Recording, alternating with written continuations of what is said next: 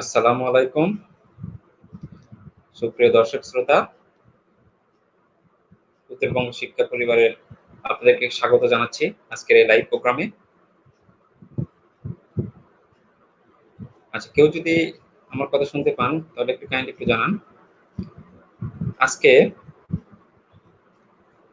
যেখানে থেকে আমাদের এই আজকে লাইভ প্রোগ্রামটি শুনছেন সবাইকে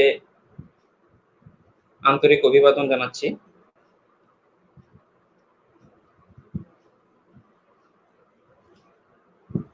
সবাইকে আন্তরিক অভিবাদন জানাচ্ছি। আজকে আমাদের মাঝে এমন দুজন অতিথি উপস্থিত আছেন যাদের কাছ থেকে করোনা মহামারীর সময় আমরা অত্যন্ত দিক নির্দেশনামূলক কিছু গুরুত্বপূর্ণ পরামর্শ এবং অভিজ্ঞতা শুনবো, যেটা আমাদের অনেক কাজে লাগবে বলে বিশ্বাস করি। তো আমি তাদেরকে অ্যাড করতেছি স্ক্রিনে। তার আগে আমার পরিচয় দিয়ে নিই। আমি মোহাম্মদ দিলওয়ার হোসেন, 35 বিশেষ শিক্ষা ক্যাডারে কর্মরত আছি হিসেবে এবং উত্তরবঙ্গ শিক্ষা পরিবারের একজন অ্যাডমিন হিসেবে দায়িত্ব পালন করছি। তো আমরা আজকে আমাদের মাঝে একজন করোনা যুদ্ধের সম্মুখ সারির একজন যোদ্ধা উপস্থিত আছেন এবং করোনা বিজয়ী একজন ব্যাংকার উপস্থিত আছেন। তো আমি তাদেরকে স্ক্রিনে নিচ্ছি। আদাব দাদা এবং আসসালামু আলাইকুম সন্দীপ ভাই, মধু কেমন ভাই আছেন? এবং আসসালামু ওয়ালাইকুম আলাইকুম। আসসালাম। আলহামদুলিল্লাহ খুব ভালো আছি। আপনারা সবাই ভালো আছেন? জি, আলহামদুলিল্লাহ। হ্যাঁ, এখন পর্যন্ত সবাই সুস্থ আছি। ভালো আছি, সুস্থ আছি। আচ্ছা, আপনারা যাক, সবাই ভালো ধন্যবাদ। আছেন? ভালো লাগছে। জি, আলহামদুলিল্লাহ আমরা হ্যাঁ, সবাই আমরা খুব ভালো আছি। ভালো আছি। তো এখন আমরা অলরেডি আমাদের লাইভ শুরু হয়ে গিয়েছে। তো আমরা দর্শকদের জ্ঞাতার্থে আমি জানাই যে আমি আমার পরিচয় দিয়ে নিয়েছি এবং আপনারা এখন আপনাদের পরিচয় এই, বলবেন এবং আমি তার আগে একটু দর্শকদের উদ্দেশ্যে জানাই যে আপনারা আপনাদের কারো কোনো প্রশ্ন থাকলে অবশ্যই কমেন্টে সেটা লিখবেন। আমি আশা করি আজকে আলোচনার মাধ্যমে প্রশ্ন উত্তরগুলো আপনারা পেয়ে যাবেন। তারপরেও আমরা চেষ্টা করবো তো একটা প্রশ্ন, যেহেতু আমাদের আজকে একজন ডাক্তার আছে, তার কাছ থেকে কিছু আমরা পরামর্শ কিছু শুনতে পারবো, যেটা আপনাদের একটু হলেও অনেক উপকারে আসবে। তো ধন্যবাদ। প্রথমে দিবাকর দা একটু পরিচয়টা দিয়ে দিন। আমি ডক্টর দিবাকর বসাক। আমি মেডিকেল অফিসার, উপজেলা হেলথ কমপ্লেক্স কাহালু, বগুড়াতে কর্মরত আছি। আমি 35তম বিসিএস স্বাস্থ্য ক্যাডারে কর্মরত। ধন্যবাদ। ওকে, থ্যাংক ইউ। আর মহতাব ভাই একটু পরিচয়টা দিয়ে নিন। আহ, আমি মুন্সি মদুদ আহমেদ, বলি ব্যাংক সদরঘাট শাখায় সিনিয়র অফিসার হিসেবে কর্মরত আছি এবং আপনারা সবাই জানেন এই মাঝে করোনা আক্রান্ত হয়ে মোটামুটি একটা ভালো সাফার আর কি। তো আচ্ছা যে কারণে আপনাদের চাওয়া পাওয়ার জন্যই এবং ভাবলাম যে আমার অভিজ্ঞতা যদি সবার আচ্ছা, আপনাদের ভালো লাগে। আপনাদেরকে আরো পরিচয় আমরা জানতে চাই যে আপনাদের বাসা তো দুইজনের বাসায় বগুড়া। তো বগুড়া আসলে কোন জায়গায় আপনাদের বাসা, একটু আমি যদি আমাদের দর্শকদের উদ্দেশ্যে একটু বলতেন। দিবাকর দা বলেন আপনার। আমি বগুড়ার শহরের মালতীনগরে থাকি। এবং আপনার উপজেলা হচ্ছে আদমদীঘি, তাই না? হ্যাঁ, আমার গ্রামের বাড়ি হচ্ছে আদমদীঘি উপজেলা। আচ্ছা, মধু ভাই। আমার বাসা বগুড়া সদর নামাজগড় বলে, নামাজগড়ে। তো ওইখানে আমার school college Aizul college complete, তারপর ঢাকায় চলে আসা, তারপর চাকরি করা সবকিছু। তো যাই হোক, আমি একটু ইন্টারভিউ করতেছি কারণ আমি এই লাইভ ভিডিওটা কয়েকটা গ্রুপে শেয়ার করার চেষ্টা করতেছি। তো সুপ্রিয় দর্শক, আপনারাও এই লাইভটা অনেক জায়গায় বিভিন্ন গ্রুপে শেয়ার করতে পারেন এবং নিজ টাইম লাইনে শেয়ার করতে পারেন। এতে অনেকে উপকৃত হবে বলে বিশ্বাস করি। তো যাই হোক, আসলে মূলত বিষয়টা আমরা কিন্তু একটু জাস্ট একটু আড্ডা দেবো, এই জন্য আপনাদেরকে এখানে আমন্ত্রণ জানাচ্ছি এবং এই জন্য আপনাদের প্রথমে আপনাদের দুইজনকেই আমি অত্যন্ত ধন্যবাদ জানাই এবং কৃতজ্ঞতা প্রকাশ করছি এবং উত্তরবঙ্গ শিক্ষা পরিবার আপনাদেরকে স্বাগত জানাচ্ছি। আপনি জানেন যে উত্তরবঙ্গ শিক্ষা পরিবার একটা গ্রুপ। এই গ্রুপে মূলত শিক্ষামূলক বিষয় এবং সচেতনতামূলক বিভিন্ন বিষয় নিয়ে আলোচনা করা হয় এবং পোস্ট করা হয় এবং আমরা সেগুলোর অংশ হিসেবে এই লাইভ প্রোগ্রামটা শুরু করেছি এবং গত 10 তারিখে একটা প্রোগ্রাম করছি এবং আজকে 15 তারিখে, এবং এটা আমরা বিভিন্ন পর্যায়ে বিভিন্ন এরকম ইস্যু নিয়ে আসবো, হাজির হবো এই উত্তরবঙ্গের দর্শকদের উদ্দেশ্যে। তো এই জন্য এটা আসলে ওইভাবে কোনো ফর্মাল কোনো ইয়ে না, আমরা জাস্ট আড্ডার মাধ্যমে আপনাদের মাধ্যমে যেন কেউ এই অঞ্চলের মানুষ তথা বাংলাদেশের মানুষ যদি একটু হলেও উপকৃত হয়, তাহলে মনে করি আজকে এই লাইভ প্রোগ্রামটা সফল বলে আমি মনে করবো। তো পরিচয় আমরা জানলাম। মৌসুফ ভাই, আপনার দিয়ে শুরু করি। আচ্ছা, আপনি একজন ব্যাংকার, আপনার এই যে করোনাটা হলো কিভাবে আপনার এই উপসর্গটা প্রথম প্রকাশ পেল? আপনার কাছে কিরকম উপসর্গ প্রথম প্রকাশ পেয়েছে এটা একটু যদি বলতেন। আসলে সরকার ঘোষিত আচ্ছা, লকডাউনের এটার পর সাথে থেকে আরেকটা আমরা খুব আচ্ছা, হুম, এখানে আরেকটা প্রশ্ন এড করি। সেটা হচ্ছে যে আপনি ব্যাংকে অফিসে যাওয়া আসা ছাড়া আর কি এমন কোনো আম কারো সংস্পর্শে গিয়েছিলেন কিংবা কারো কোনো কিছুর সংস্পর্শে গিয়েছিলেন যে যেখান থেকে আপনার এই করোনাটা পজিটিভ আসতে পারে? এই বিষয় সহ এবং আপনার কি উপসর্গ হয়েছিল এই প্রশ্নটা করতে পারেন। ধন্যবাদ। আসলে কি সরকার ঘোষিত লকডাউন শুরু হওয়ার পরেই আমরা মোটামুটি এক ধরনের প্রিকশনারি মেজার হিসাবে বাসাতেই অবস্থান করা শুরু করি। তো যেটা হয় দেখা যাচ্ছে অনলাইন থেকে আমরা অর্ডার দিয়ে পিপি কিনে নিই আর কি। তখন তো জানতাম না যে কিভাবে কি চলতে হবে, জাস্ট নিজেদের গ্লাভস টাভ যা লাগে এরকম নিচ্ছিলাম। তারপরে হ্যান্ড স্যানিটাইজার, বাজারে তো হ্যান্ড স্যানিটাইজার তখন উধাও হয়ে গেছে যখন এরকম ইয়েস। শুরু হয়ে গেল। আমি বারবার মানে বাজারে কয়েকবার ঘুরেছি, আমার যেখানে মিরপুর একে প্রচুর ফার্মাসিউটিক্যাল, আমি এত দোকানে ঘুরলাম, দেখা যাচ্ছে হেক্সিসল, হ্যাঁ, যেটা খুব অ্যাভেলেবল থাকে, এটা পাচ্ছিলাম না।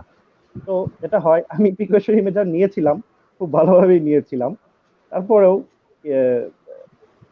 অফিসে যাওয়া লাগতো, খুব কমই গিয়েছে, আমি দেখা যাচ্ছে পুরো মাসে 6 বার গিয়েছি। হ্যাঁ, এরপর যাতায়াত করতে হয়েছে। কিভাবে হয়েছে এটা আসলে আমি বলতে পারবো না। এটা বাতাসের তাই যেহেতু আসে, নাক মুখ চোখ কান, নাক মুখ চোখ মাধ্যমেই এটা ইয়ে করে। তবে এটা হ্যাঁ ঠিক যে আমরা যথেষ্ট ইয়ে ছিলাম, এবং কোনো করোনা আক্রান্ত রোগী কাছে তো যাই নাই, যেই দিক দিয়ে গিয়েছে তার আশপাশ দিয়েও ঘুরি নাই আর কি। তো এই একটা অবস্থা। আমি যখন শুনেছি টোলারবাগে মিরপুরে ফার্স্ট মনে হয় করোনা রোগী দেখা গিয়েছিল, আমি ওই রাস্তাটাই অ্যাভয়েড করেছি, এতটাই আমরা মানে ইয়ে ছিলাম। হ্যাঁ, আতঙ্কগ্রস্ত বলুন কিংবা সাবধানতা বলুন, আমরা ওই রাস্তাটা অ্যাভয়েড করতাম, যে না এই রাস্তায় গিয়েছে আমি ওই রাস্তাটা ঘুরে যাইতাম আর কি। তো যথেষ্ট ব্যাপারটা এরকম সতর্ক আর কি। থাকার হ্যাঁ, পরেও আসলে এটা হয়েছে। হ্যাঁ, সেটা তো যাই হয়ে হোক, গেছে। আপনার উপসর্গ কিরকম উপসর্গ আপনি লক্ষণ মানে প্রকাশ এখানে পেয়েছেন? এখানে বোঝা যায় যে অ্যাকচুয়ালি আমরা কেউ নিজে ইচ্ছা করে করোনা আক্রান্ত হতে চাই না, এটাই প্রমাণিত তা হয়। তো অবশ্যই। হ্যাঁ, সময় যেটা হয় মনে করে যে না করোনা আক্রান্ত হয়েছে, ঠিক আছে, তাহলে ওকে একটু সেপারেট করে দাও, ওকে অ্যাভয়েড করো।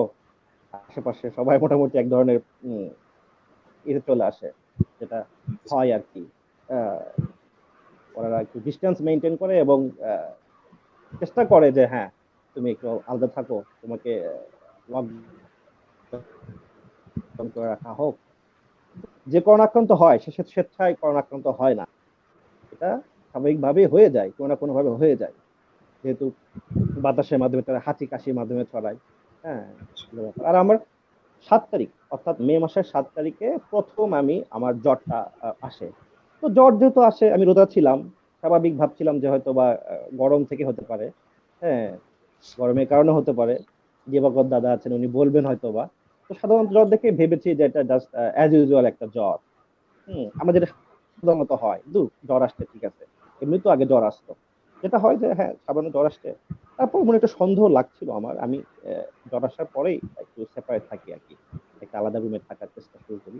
হ্যাঁ, তখন আমি অতটা গুরুত্ব দিই নাই, জ্বর আসছে, পরে জ্বর আবার চলেও গিয়েছিল আমার। আমি এটা আমার একটা লেখা ছিল, 3 পর্বের লেখা লিখেছিলাম করোনাকালীন অভিজ্ঞতা নিয়ে, ওখানে বলেছি যে আমার প্রথম জ্বর এসেছিল, আফটার দ্যাট জ্বরটা চলেও গিয়েছিল পরের দিনে, অর্থাৎ 8 তারিখে জ্বর চলে গিয়েছিল। তো ভাবলাম যে জ্বর এসেছে, জ্বর চলে গেছে, হয়তো বা প্যারাসিটামল খেয়েছি, তার কারণে হয়তো বা জ্বর ভালো হয়ে গেছে, তাহলে আমি একটু আচ্ছা, দেখি এটা হয়তো বা এরকম সিরিয়াস জ্বর না। হ্যাঁ, তো 8 তারিখে জ্বর চলে গেল, 9 তারিখে সে আবার ফিরে এলো, এবং এতটাই ফিরে এলো, এতটাই প্রবল প্রতাপে সে ফিরে এসেছে যে আমাকে কাবু করে ফেললো একেবারে। 102, 102.5, এরকম একটা কন্ডিশন। আমি খেতে পারতেছিলাম না তখন, জ্বরের কারণে প্রচন্ড মাথা ব্যথা, এতটাই মাথা ব্যথা আমি মাথা সোজা করে দাঁড়াতে পারছি না, গায়ে প্রচন্ড ব্যথা। এটা ছিল প্রাইমারি সিমটম। আমার কোনো গলা ব্যথা ছিল না, কাশিও ছিল না, যার কারণে আমি বুঝতে পারিনি যেটা আসলে করোনা। কিন্তু আমি সেপারেট ওকে। ছিলাম। আমার মন থেকে একটা ইয়ে ছিল যে বাসায় বাবা মা আছে, বাচ্চা আছে, আমি একটু সেপারেট থাকি। আচ্ছা, আমি একটু দিবাকর সেপারেট ছিলাম আর কি। আচ্ছা, হুম, বুঝতে পারছি। ধন্যবাদ। দিবাকর থেকে একটু প্রশ্ন করি। সেটা হচ্ছে এই যে আমরা মজিদ ভাইয়ের কিছু উপসর্গের কথা বললাম। আসলে করোনা ১ম এ কিন্তু আমরা জানতাম যে গলা ব্যথা এগুলো হয়। কিন্তু পরবর্তীতে আস্তে, আস্তে জানলাম না। এছাড়া অন্যান্য বিভিন্ন উপসর্গ আসলে দেখা যায়। তো আপনার কাছে প্রশ্ন যে কি, কি উপসর্গ আসলে করোনার দেখা যায়? আমি তো শুনতেছি অনেকগুলো দেখা যাচ্ছে। ইদানিং এক রকম দিন, দিন পরিবর্তন হচ্ছে উপসর্গ। তো একটু যদি সবার সামনে বলতেন কি, কি উপসর্গ আসলে দেখা যায়? ধন্যবাদ আপনাকে সুন্দর প্রশ্নের জন্য। তো প্রথমে আমি একটা কথা বলতে চাই, সেটা হচ্ছে আজ এ পর্যন্ত করোনা ভাইরাসের কারণে যারা প্রাণ হারিয়েছে, প্রায় সারা বিশ্বে 4,25,000 মানুষের মতো ইতিমধ্যে। সবার আত্মার শান্তি কামনা করছি এবং যারা অসুস্থ আছেন তাদের সুস্থতা কামনা করছি। তো এবার আপনার প্রশ্নে আসি আসলে। আমি যদি শুরু থেকে বলি যে এই 2019 সাল অর্থাৎ গত বছর ডিসেম্বরে চীন দেশের হুবেই প্রদেশের উহান সিটিতে প্রথম এই ভাইরাস সংক্রমণের খবর আমরা পাওয়া যায়, এটা বিশ্ব মিডিয়ায় আসে এবং আস্তে আস্তে এটা সারা বিশ্বে ছড়াইতে থাকে। হাইলি কন্টাজিয়াস অর্থাৎ খুব উচ্চ মাত্রার সংক্রামক একটা ভাইরাস। এই পরিপ্রেক্ষিতে বিশ্ব স্বাস্থ্য সংস্থা বর্তমান 2020 সালের 30শে জানুয়ারি এটা পাবলিক হেলথ ইমার্জেন্সি হিসেবে ঘোষণা করে। অতঃপর সময়ের সাথে সাথে এই আমরা যখন ইয়েতে ছিলাম, এনএপিডি তে ফাউন্ডেশন ট্রেনিং কোর্সে ছিলাম, তখন আমরা দেখি যে মিডিয়ার মাধ্যমে যে এরকম একটা ভাইরাস চীনে মানে শুরু হয়েছে সংক্রমণ এবং এটা আস্তে আস্তে ছড়িয়ে যাচ্ছে বিভিন্ন দেশে। তো আস্তে আস্তে এরপরে 8 মার্চ বাংলাদেশে প্রথম রোগী শনাক্ত হয় বাংলাদেশে এবং পরবর্তীতে 11 মার্চ বিশ্ব স্বাস্থ্য সংস্থা এটাকে প্যান্ডেমিক বৈশ্বিক মহামারী হিসেবে ঘোষণা করে মানে এই ডিজিজটা। তো যাই হোক, এবার উপসর্গের দিকে যদি আসি, যে মদুদ ভাই যে কথাগুলো শেয়ার করলেন, উপসর্গগুলো এরকমই। প্রথমেই জ্বর আসে, জ্বরের সাথে সাথে তার শ্বাসতন্ত্রের কিছু উপসর্গ থাকতে পারে, যেমন গলা ব্যথা, কাশি, তারপর সর্দি। এছাড়া মাথা ব্যথা থাকতে পারে, শরীরের মাংসে মাংসে ব্যথা থাকতে পারে। ইদানিং দেখা যাচ্ছে কারো কারো স্বাদ যে স্বাদ বা গন্ধের যে সেন্সেশন এটা নষ্ট হয়ে যাচ্ছে, কারো ডায়রিয়াও থাকতে পারে। মোটামুটি উপসর্গ এরকম। এছাড়াও একটা বেশ বড় ধরনের পার্সেন্ট রোগী পাওয়া যাচ্ছে যাদের কোনো উপসর্গই নেই। হয়তো দেখা যাচ্ছে যে কেউ এমনও পাওয়া গেছে যে তারা ইচ্ছে হয়েছে যে আমি একটু টেস্ট করে আসি, তারা positive। বা কোনো কন্ট্যাক্ট ট্রেসিং যেটা বলে আর কি, যে একজন রোগী ধরা পড়ছে, সেই রোগীর মানে পাশে ছিল, তার সে খবর পাইছে যে এরকম একটা রোগী ধরা পড়ছে, সে একসময় হয়তো তার কন্ট্যাক্টে ছিল এই গত 14 দিনে। তারা টেস্ট করেছে, তাদের কোনো উপসর্গ নেই, বাট পজিটিভ। মানে এক কথায় এটা এখন কমিউনিটি ট্রান্সমিশন হয়ে গেছে, সমাজে ছড়িয়ে গেছে আসলে। তো এখন অনেকে উপসর্গ ছাড়াও পরীক্ষা করে পজিটিভ হচ্ছে। তো উপসর্গ বলতে গেলে মেইনলি এইগুলোই, এগুলো বললাম আচ্ছা, আমি। এই যে উপসর্গ দেখা যায় না, এটা তো আসলে আমাদের জন্য একটা অ্যালার্মিং একটা বিষয়। রাইট, যে এটা উপসর্গ যেটা আমরা পাই না। খুবই একটা অ্যালার্মিং ব্যাপার আমাদের জন্য। যারা সচেতন মানুষ, আপনার উপসর্গ আছে, আপনি বুঝতে পারতেছেন যে এরকম হতে, এখন তো নেটের ইন্টারনেট ফেসবুকের কল্যাণে সবাই মোটামুটি জেনেই যাচ্ছে যে কি কি ধরনের উপসর্গ দেখা দেয়। তো তখন অনেকে কিন্তু নিজেকে আইসোলেট করে বাসায়, কিন্তু যাদের উপসর্গ নেই তারা কিন্তু এটা বুঝতে পারতেছে না, ফলে কিন্তু তারা ফ্যামিলি মেম্বারদের সাথে মিশতেছে। সবচেয়ে যেটা ভয়ের যে মোটামুটি 80% মানুষদের কিন্তু ওরকম মানে বড় ধরনের কোনো সমস্যা হয় না, খুব মৃদু উপসর্গ থাকে। কিন্তু রেস্ট অফ দ্য মানুষ যারা, রেস্ট অফ দ্য 20%, তাদের ক্ষেত্রে কিন্তু বিশেষ করে বয়স্ক যারা, যাদের অন্য জটিলতা আগে থেকে, যেমন শ্বাসকষ্টের জটিলতা, সিওপিডি, অ্যাজমা বলে, ডায়াবেটিক্স, কিডনির রোগ, হার্টের সমস্যা, তাদের ক্ষেত্রে কিন্তু এটা আসলে অ্যালার্মিং। মৃত্যুর যে রেটটা তাদের ক্ষেত্রেই বেশি। আচ্ছা, ধন্যবাদ। মদুদ ভাই, আপনি একটু বলেন যে আপনি যখন মানে কিভাবে কেন চিন্তা করলেন যে এখন আসলে করোনা পরীক্ষা করা উচিত? হ্যাঁ? যেটা হয় সেটা হচ্ছে মনে সবসময় একটা শঙ্কা কাজ করে। থাক কাজ করে। যখন কিছু হয়, একটা শঙ্কা কাজ করে। আর যেহেতু বাংলাদেশে চলে এসেছে এটা, ঢাকা শহরে এটা অলরেডি মানে মানে আইডেন্টিফাই হয়ে গেছে এবং সেটা আমার বাড়ির কাছেই। তো তখন একটা মনের মধ্যে কেন জানি মনে হচ্ছিল যে এটা কি এরকম হতে পারে, কিন্তু মনে পারে চাচ্ছি, নিজের মন থেকে চাচ্ছি আমি যে এটা না হোক, এটা তুমি না হও না, আমার যা কিছু হও, ডেঙ্গু হও, চিকুনগুনিয়া হও, ভাইরাল ফিভার হও, হোয়াট এভার তুমি যেটা হও, কিন্তু তুমি করোনা হও না। আমি মনে মনে চাচ্ছিলাম, আমি বারবার প্রে করছিলাম যে আল্লাহ তুমি আমাকে যা কিছু দাও, করোনা দিও না। হ্যাঁ, যেটা হয় যে মনে মনে একটা শঙ্কার কারণে আমি চেষ্টা করছিলাম যে টেস্ট করাই, বাট কোথায় করাবো, কোথায় গেলে পাবো তারে, আমি পাচ্ছিলাম না সঠিক সন্ধান। শুধু দেখছি খবরে যে হ্যাঁ অলরেডি চালু হয়ে গেছে, টেস্ট টেস্ট করাচ্ছে, কিন্তু আমি যেতে পারছিলাম না কারণ আমার তো হাই ফিভার, 110 ডিগ্রি জ্বর, 102 ডিগ্রি জ্বর। আমি ঠিকমতো মানে কথা বলতে পারছি না। আমার শুভাকাঙ্ক্ষীরা ফোন দিচ্ছে বারবার যে কি অবস্থা, তোমার কি অবস্থা, কিন্তু আমি ফোনটা রিসিভ করে কথা বলবো যে এরকম কথা বলার মতো মানসিকতাও নেই, কারণ কথা বললে মাথা ব্যথা, প্রচন্ড মাথা ব্যথা, আর খেতে পাচ্ছি না। বমি হয়ে যাচ্ছে। 3 দিন থেকে আমার মোটামুটি বমি হয়েছিল, এবং যেটা আমাদের দিবাকর ভট্টাচার্য দাদা বললেন যে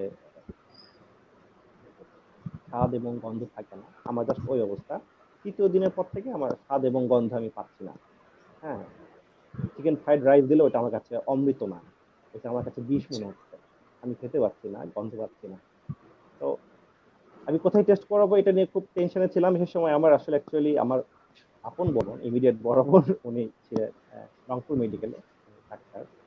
তো ও সাজেস্ট করে যে তুমি একটু ধরা দিতে যাও, তবে দিতে গিয়ে ওখানে টেস্ট করাও।